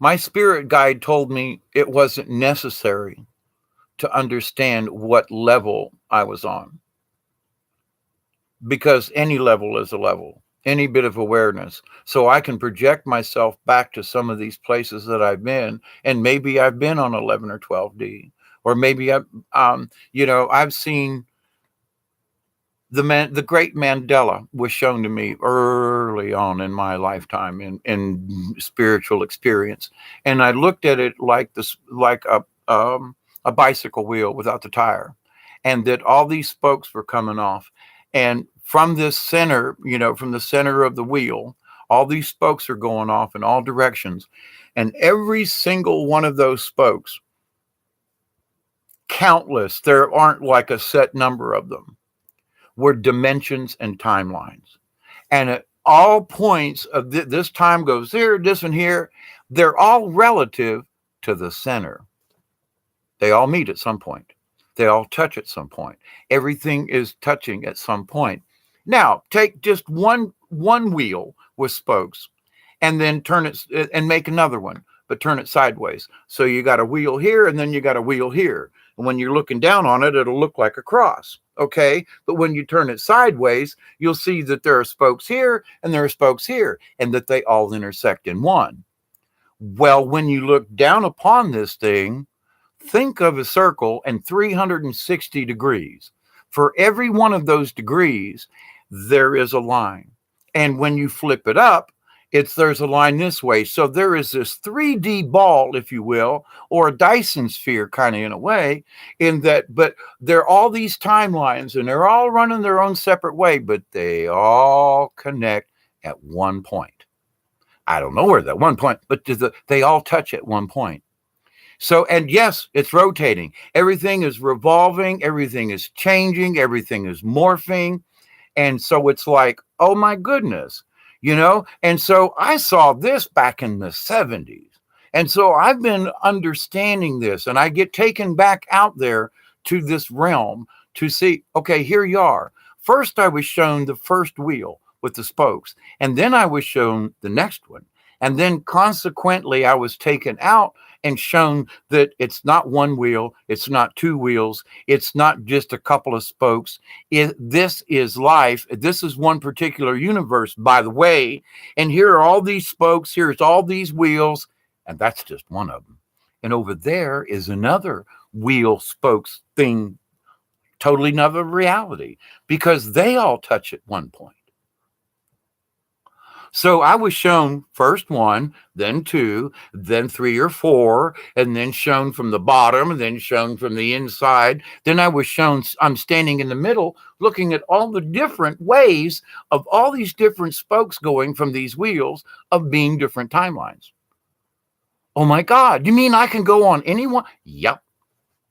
You can go on another dimension, Dave. Hey, Hawkeye, you want to take this one? Where's it going? I'm not sure. Want to go? Well, okay. Sometimes I've regretted those journeys, but to the point. So it's like when I describe, people need to understand different things on different levels. I try to bring out my experiences. See, can you get there from here? Do you understand at least the concept of what I'm trying to describe to you? And until you go out there and see it and visit it and, I don't know, kind of feel it. I'm not saying that you can't get there from here, but you're not understanding it in the same way that many of us who do understand this. So it's like, okay, Mr. Shaman, Miss Shaman, and this is what you're learning, and this is what, but have you ever been there? I don't know what you're talking about. Well, then you can't be a shaman because you don't understand it. And that's not to cut you down, but that's how much you need to go further out there. There's more realization. Well, I see this wheel, the Great Mandela. Good. Did you see the second one? What? There's another one? Oh, whoa, yeah, they're meltables. What? You mean wait, I only thought there was one wheel. Keep looking, keep searching. Then and ask your spirit guide to show you the rest of the story. I'm not picking on you, but I'm sorry, but those of us who have been shown these things, somebody's got to say, you're on the right track, everything's groovy, but do you understand this next concept? No. Well then, okay. It's not that I think you're stupid or I should disrespect you. But you should respect that, wait a minute, those of us who have reached this, who can describe it, who have felt it, been there, we want you to see it. But if you're trying to tell me you're on the same level that I am and you don't understand even the concept I'm discussing, please just calm down. I'm going to, come on, I'll help you. Regardless of what you think of me, I'm still going to say, come on, let me show you. Let's have a conversation. Let's discuss this, okay? Versus me saying, well, you're an idiot and you don't know what I'm talking about. I'm going to say, well, you wish to claim you're on the same whatever with me. I'm not trying to make, up or down, but there are certain things like if you don't get this, I'm sorry, but you can't be a part of the club. You got to get this. You have to. It's not my choice. It's the universe. You have to understand these awarenesses in order to get the big picture. And if your mind's still bogged up over here, if you still have a box you need to think in or out of, then you're not where I'm at. And I don't know where I'm at. I don't know. I just know that I'm above a 3D. That's all. I'm just no more than most most 3D individuals because I have visited these places. Doesn't make me better than anybody. But if you want to compare yourself to me, then have you done this? No. Have you done this? No. Do you understand that? No. Well, then how can you compare? I'm asking those folks. I'm not comparing myself to them, but they're trying to compare what I know. And I'm sorry, but catch up. I'll help you. I know other people. We'll help you. We'll help you to understand this. We will honor you wherever you are on your road. We respect you because you're trying. We love you because you're trying and you wish to make better of yourself spiritually and so forth. And with that said, but there are those who would say, well, well, I don't understand what he says. So therefore, it must not really matter. What? Just because you made that statement disqualifies you from the club. And I hate to say it that way, but it is all vibrational. It boils down to the vibration thing. But when you start thinking, well, I got it. I'm here to tell you. Every time I said I thought I had it, there were two more levels of awareness that smacked me upside my head and said, guess what? You thought you knew. And I did. And I went around at times and said, I think I know what I'm talking about, and then Spirit slapped me to the ground and said, pay attention. We're going to teach you something else. You thought you knew, Dave. And then I became Hawkeye. The Hawkeye is my shaman name. It was given to me by a shaman medicine man. It was given to me during a 3-day ceremony and a very long sweat lodge. So when I use my name, Hawkeye Two Feathers, I didn't just make it up. It was given to me. It was presented to me. It was blessed upon me. And so when I speak about this, it's because I've got my stripes. I went through boot camp, I did what was required to be, to have gone through boot camp, and if some folks, I'm sorry, but they're still in boot camp, and that's okay. But for those of us who know better, we should be. I know the folks who are in tune like I am, and it's not about who's more ahead or not.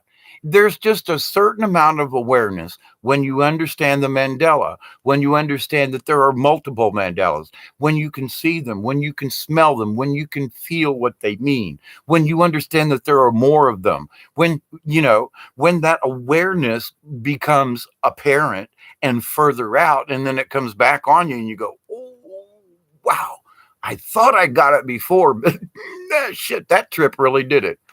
And it doesn't mean that you were tripping, but that you took a trip out yonder and back. So with that said, I still have a butt cramp. And now I really got to pee. Old men have to pee all the time. So it's like, okay, so now I got a twofer going for me.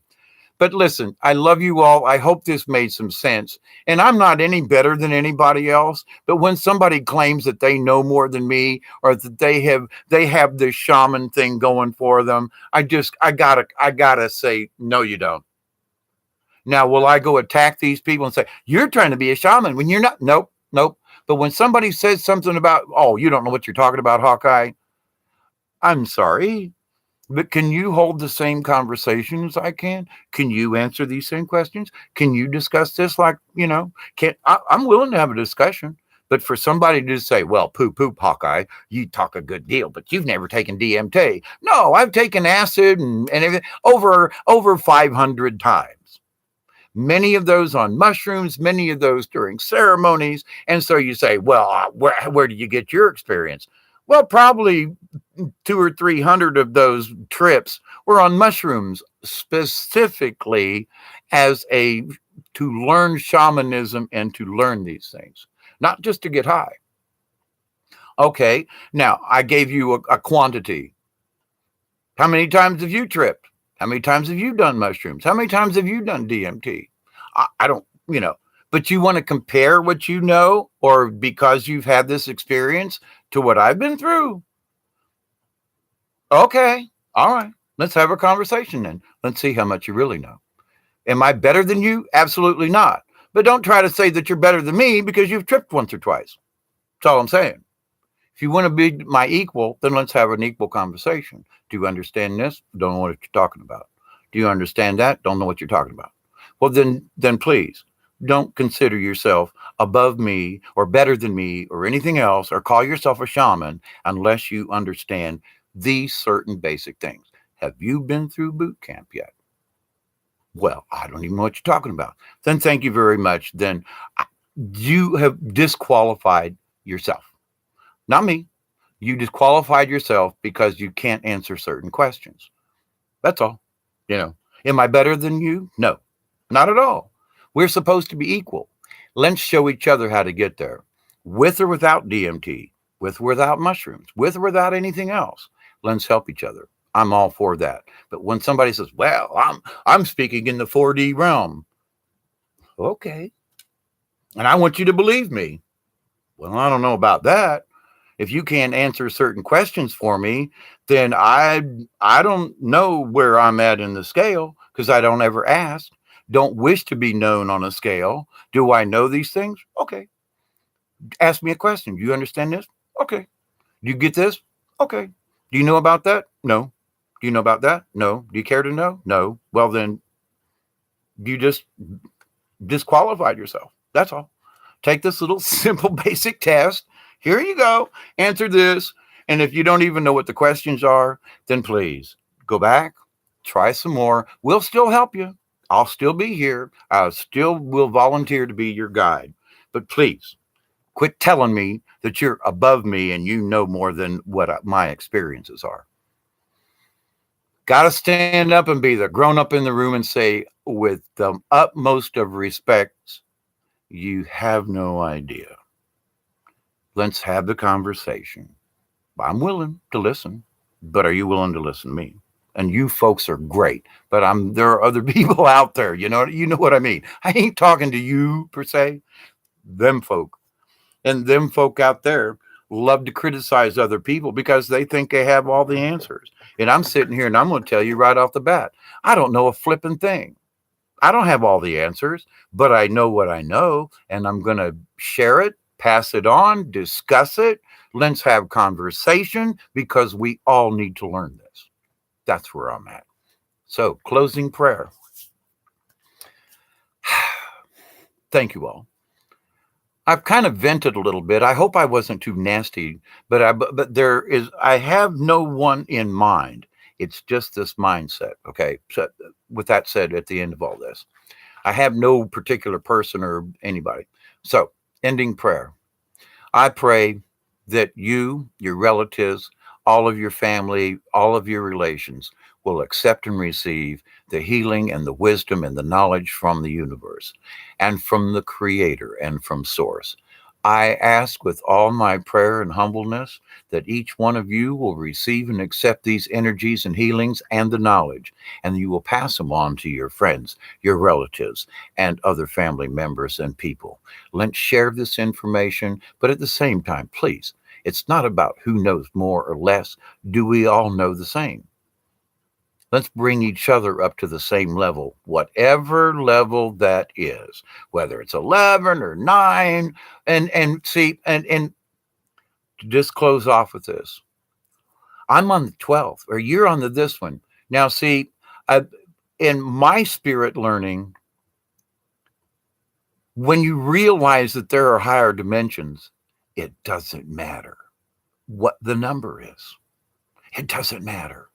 So people who are trying to quantify where they're at have a need in the physical realm. Oh, this is going to piss some people off. Well, I'm on the 5th dimension. How do you know? I'm just being polite here. How do you know? Well, I had this dream. Well, I've had dreams that were beyond that, but I don't consider myself even in the 4th yet. Well, I'm on the 5th and I'm on the 6th, and they make all these determinations, and I'm like, well, okay. Me personally, I am a spiritual person on a journey. I know that I have higher understandings. Am I on a different dimension than some people? Yeah, because they're having difficulty understanding what I seem to already realize. It doesn't make me better. It doesn't. But for people to say 4th, 5th, 9th, 10th, 11th, 12th, would they have to quantify something there's something in their spirit that needs to put a number on something. In all of my spiritual journeys, I've even asked specifically, and I was told it's not about any number, because 12th dimensional people can be idiots versus the fifth dimensional. It's all about the overall awareness. So people wish to put things in a number. It's got to be, well, from 1 to 10 or from 1 to 12, and you're here. Ain't going to do that. Don't go there, please. Other people, guides, have said it's not about the number, because that is a 3D reality. People are trying to take their 3D reality and say, well, that's 11th or 12th dimension. But you're speaking, you may be right, maybe, but I've been told all these years, it's not about the number. It's not.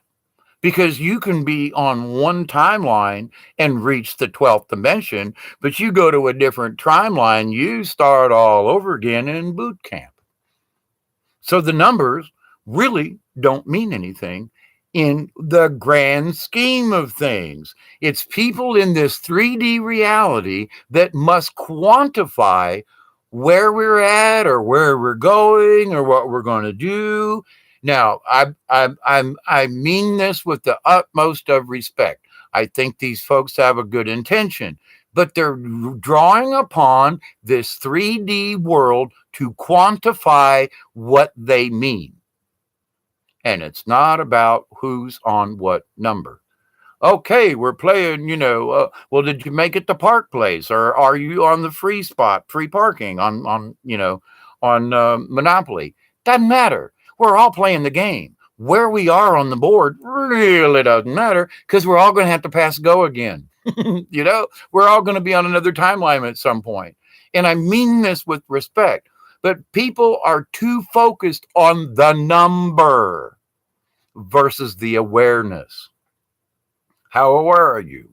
Well, I don't know. People on the fourth dimension can be stupid if they're on a different timeline. Do you understand that there are different timelines and there are grades on each one of these timelines? Well, okay, so which timeline are you on? You want to say you're in the 12th? Okay, which timeline? What do you mean? Well, if you go to another reality or you get popped into this other dimension, there's going to be 12 steps there or whatever. But to the point, though, it's not about the numbers. That's our 3D reality trying to creep into the spiritual. I have tried not to speak on this. Oh, I have bit my tongue so many times, but it's like, stop it. It's not about the quantity or quality or, the naming of it. Are you aware? Yes or no? Do you know this? Not quite. Okay. Does it mean you're on a particular dimension? Who am I to say? As many times as I've been out there and come back, I do not have the right nor the information to say, well, that's 11th dimension or that's 12th. I would never be so arrogant as to say that. Now, do I mean people who are using those things? No, that's not where I'm headed. But there are many times I'm thinking above that. Wait a minute, you stopped at 12. Why only 12? Why only 11? Why only 6? Why only this? In my reality, it's infinite. There is no number to it. It's just we need, in our 3D reality, we need to quantify where are we in the spirit. Well, that's 5th dimension, or that's 7th dimension. It's awareness. Depends on the timeline. Depends on the dimension. Depends on where you are in the universe. Is this 12th dimensional for you or me right now? Maybe. We'll wait until we die and go on to another timeline. Is that 12th dimensional? We're going to be back at boot camp. And that's the realization of it. That's the wheel of life. That is the Mandela. That we get an opportunity to experience all these different lives, all these different timelines, all these different dimensions. But if you try to, well, that's number 2 and that's number 4, you're thinking about a bus you need to take to get into town. That doesn't exist out yonder. You either are or you aren't. It's not a numbers game. So folks, and that's part of this thing about being the grown up in the room. Sometimes you just got to say, you know what? Hang on, folks. Well, that's 12th dimensional. But how do you, I'm sorry, I know, but I would never, with all the years of my experience, would I ever have the gall with the assumption that I could say anything for myself or another person, you're on this dimension or you're on this level. Can't, won't, can't do it. Now, other people, I love you. I respect you, but from my personal spiritual journey, that doesn't exist. It is beyond numbers. Now, again, I ask this simple question. Can you understand it from my perspective? Can you think above? Oh my God, there are so many dimensions. It's endless. Or do you have to, 12, and then you start over, and then you go to, no, you're getting sidelined. Go straight to the source. And the awareness is wherever you wish to take it. Now, blessings to all these people. But to my point there, they are understanding it. They've been listening to this new age. I understood this before any dimensionality of numbers came into this. So I was already into this, and then people started to say, well, that sounds like 6th dimension. What? Well, I don't know. It was out there in the Mandela, and it was a timeline, and, well, that was 7th or some. Okay. But that's from your point of view, not from my point of view. It's that person's point of view. I've been to different psychics and so forth, and everybody's got a different take. No, none of them say the same thing. So it's like there was good information from this psychic, and they were good psychics too, mind you. I'm not playing light with this, but this person would do this, but none of them would say the same thing about any particular objects. So well, that's really good. And you tapped into a part of my psyche or my energy, and what you told me is correct, at least up to a point. This person, same. But did the two of you hit the same thing with that I was really looking for? No. So can I vouch for either one? Both had good things to say. Both were correct, but neither hit what was needed. So who's right? Who's wrong? Neither. Both of them were right. But were both of them absolutely 100% correct? No, because they fell short of them reaching the same conclusion between them as psychic people. They should have been tuned into the quantum if they were truly trying to, touch in and tie into my energy, et cetera, as they were supposedly doing. My point is that they didn't even come close to even one thing that both of them could agree on, not even a subject. So it's like, but the subject they did touch on it were very good. So with that said, there is a person who could be seeing things and explaining them in that this is 12th dimensional. Okay, that's fine. But in my realm, there are no numbers. It's infinite numbers. And some people just simply, they got to put a number on something. It's got to be 12. It's got to be 6. That's 3D. It's 3D. I got to be the grown up in the room and say, it's 3D, y'all. You're trying to carry what you learn in this life and carry it into the higher realms. When you get to the higher realms for real, there are no numbers. So think, as I've said before, and people keep saying they're thinking out of the box. And I keep saying, if a box is in your paradigm, then you're not on the same level with me. And I'm just saying, as far as understanding, there is no box for me to think out of. It's infinity awareness. So when people are thinking out of the box, they're thinking out of the box because there's a box. There is no box in my reality to think out of. It's infinite. So people who put numbers on things have a box. They're still contained. They can't push out beyond because they still have to quantify it. Just saying. That's some really deep shit right there, y'all. And now, again, I love these folks and their intentions are good. I really, really, really, really, really. But in my paradigm of realization, there are no numbers in this. It's just higher. It's just a more awareness. It's just more awareness, and it's an expansion, and it goes out and it goes out, and it's more love and more energy and more knowledge. But there are no numbers to it. So I try my best to, for as most of you know, I don't try to quantify this thing. I say, but do you understand what I do? And am I perfectly correct in this? No, but there's my point of view. Can you catch up to my point of view? Can you fathom my point of view? That's all I'm asking. And if you don't, well, then, okay, your reality's over there and mine's here. Now, I hate to quantify, but somehow in my reality, you need to catch up, because I have seen these things along with other shamans and other mystics and so forth. Yes, I have traveled there. Yes, I have seen these. Have you? I will show you. I will help you. I will, I'll do whatever I can. I'll pray for you. But if you're going to just stop here and start quantifying things and dimensions and all this and this, then you're wasting your time. You're not expanding your own knowledge because you're trying to quantify it. And there is no quantifying in the universe. It just is. And it's huge. I know that's going to piss some people off. And I don't mean to. I really don't.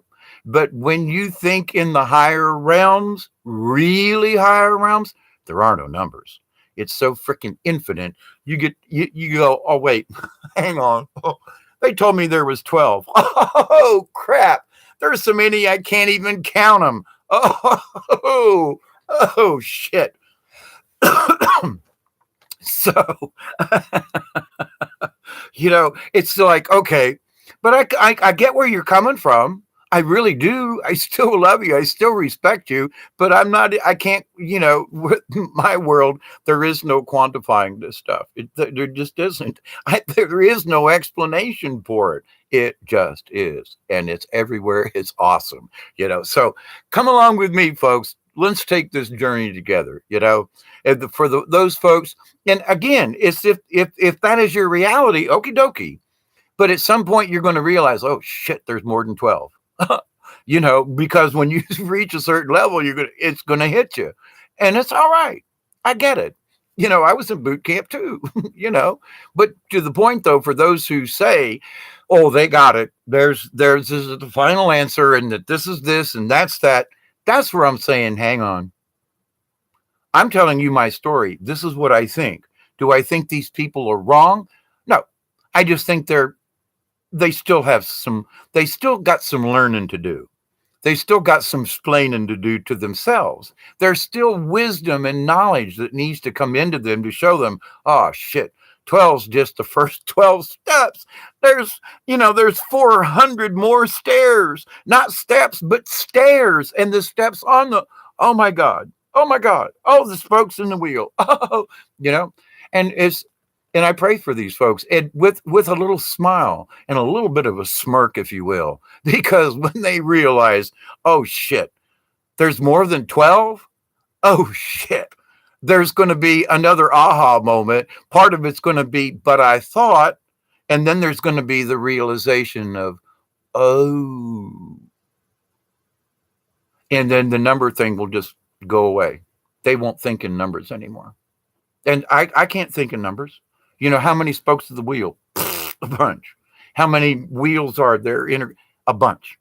How many dimensions? A bunch. When you think there's 10 or 12 or 15, you're not even close. And I'm not trying to be rude. You're not even close. Because it's infinite. And unless you can think in an infinite expansion of the universe, then you're still thinking in a box. You still have to have borders around wherever your thoughts are in order to prove where you've come from and where you're going. I get it. There are times when how do I quantify this? Wait, you're not supposed to. This isn't about who's better or worse. But do you understand this? No. Okay, that's all. Am I better than you? No, but but come on, I'm willing. Come on, catch up. Come on, let's go. I'll show you. We'll talk about it. We'll have these discussions right now. But at the same time, there are people who would look at me and go, "No way." And, there's 12 dimensions. This guy's full of shit. Okie dokie. I continue to pray for you, because when you get there and you realize there's so much more, it's going to freak your ass out in a good way. You're going to be shocked. You're going to be the deer in the headlights, but then it's going to sink in and you're going to go, why did I limit myself to 12? I'm limiting myself. I'm limiting my own thought process. There's 12. Well, in my reality, there are no numbers. It's infinite. So any reality, any timeline, anything is possible, not just 12. Okay? So with that said, I'll put on my glasses and read what y'all wrote. But I mean this with the utmost of respect and humbleness to these folk. But that in my reality, there isn't just 12. There's gazillions of them. And to consider that there's only 12 is like, what? You're limiting yourself in your thought, and you're trying to limit me because you say, well, you're thinking on the 12th level. In your reality, come over to mine. Let's go take out a trip to the stars in my little boat.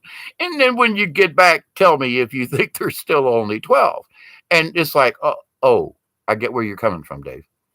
Right, Hawkeye. The great Mandela of life is so infinite in so many directions. If you limit yourself to 12 or whatever the number is, then you're also limiting your own spirituality. How can you achieve your higher self if you're only going to stop at 12? It's a little sage advice from an old man that's lived in the mud for days, to understand what creator and what source and what spiritualism and what, talk to me, Lord, talk to me, spirits, show me, angels, take me where I need to see these things, to my spirit guides, show me. And then now, as I'm having these conversations with you, allow me to speak this to other people so that they may understand. Because for every time somebody says, well, that's third dimensional. Well, we are in the 3D. That's a given. But that we're only, what? Okay. But if you limit yourself to the 12, what a disservice to yourself and to others, by the way. Because they're going to say, well, this is you here. Again, that's your opinion of where you think I am in your reality, okay? And everybody's got their own perspective. I value everyone's perspective, even when they don't agree with me, as long as they don't cuss at me. But, it's the point, though, that it's like, but everybody's, well, this is my reality, and I'm in touch with this, and therefore you should believe what I say. I'm asking you, listen to what I say, but question yourself. I know I'm crazy, sure. But am I speaking any kind of truth in there? Does any of this go, oh, shit, I never thought of it that way? That's the point. Am I right? I don't know. Am I correct I know there's more than 12. I know that if I limit myself in that thinking, I cannot have the expanded awareness. If I consider that there's a box to think out of, I'm limiting my own spirituality. I know that. And if you just stop and think about it for a second, it just makes sense. There is no box to think out of. The universe is everywhere. It is multi-layered, multi-dimensional. There is no number. It's forever. So think in those terms. Think in, oh my God, eternal. Oh my God, there are no numbers. You can't number them. Oh my God. Come fly with me and think that way. Because then you will think beyond what other folks, they're kind of trapped in it. because they have to take their 3D thoughts with them into the next realm. And that's okay. That's part of the boot camp. That's part of the part of the transition, that, okay, we have to have a number of things because we have to understand, some of us do anyway, that we have made it this far, that we have achieved these certain things. And I'm just asking you, take this simple test. Have you been through boot camp? Can you answer these simple questions? And it's not about how high you are, it's your understanding of it. Because a 12th dimensional being can be a dumbass in that realm. Okay? So, what does a dimension mean? That there's a gazillion more than 12? Think about that. Ponder on that. Meditate on that. And maybe the Great Spirit and the guides will show you these multi-dimensional mandalas. And they'll show you in a physical, tangible, oh my God kind of way, that there's more than 12. There might be 12 mandalas in one bunch, but there are infinite numbers of spokes for each one of them mandalas. And in that one group, there are an infinite number of other groups of mandalas. Think outs. There is no box to think out of. So the universe is forever, and so should our thoughts be. I still got to pee. I still got a butt cramp. And I hung out here for I don't know how much longer, but it felt like it was important to continue this little bit of the conversation. And I really do. I mean, people who talk about, well, you're thinking in a 12th dimensional thing. Well, that's at the top of the list. So I thank you for that. But in my reality, there aren't any numbers. There's no way to quantify it. You just understand it or you don't. That's all, So anyway, Deborah, there you are. The boxes represented the thousands of toys we've made and shipped. Understood. Sent photos of the toys made from recycled material to your PM. My favorite is the yellow submarine. Oh, yellow submarine. We all live in a yellow submarine. She made me wings so I could actually traverse the multi-dimensions. Can't wait to use them. We spoke on the phone about this morning, and she said, I'm still needed here for now. Well, that's part of the thing for me. I should have been killed several times ago, should have died, but I'm here because I need to have grown-up conversations with people about some of this stuff. It's really beyond what a lot of people are they're holding themselves back. Okay?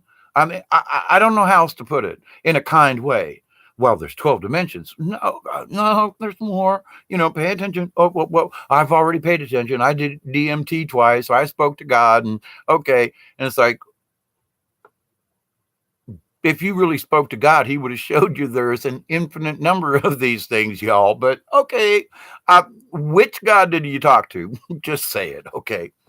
It is all very important, Pamela, and I mean that with the utmost of respect. And the people who are still thinking in the 12D realm are going to realize at some point, oh shit, it's more than that. And I'm applauding them all the way. I'm praying for them all the way. I give them good energy, even though they get stuck and they're trying to convince everybody else of their paradigm. I'm trying to get you to understand there is no paradigm. It is so expansive. It's beyond, well, it's like this. It's more than that. And that's what I want to keep, getting you all to look at. It's more than you think.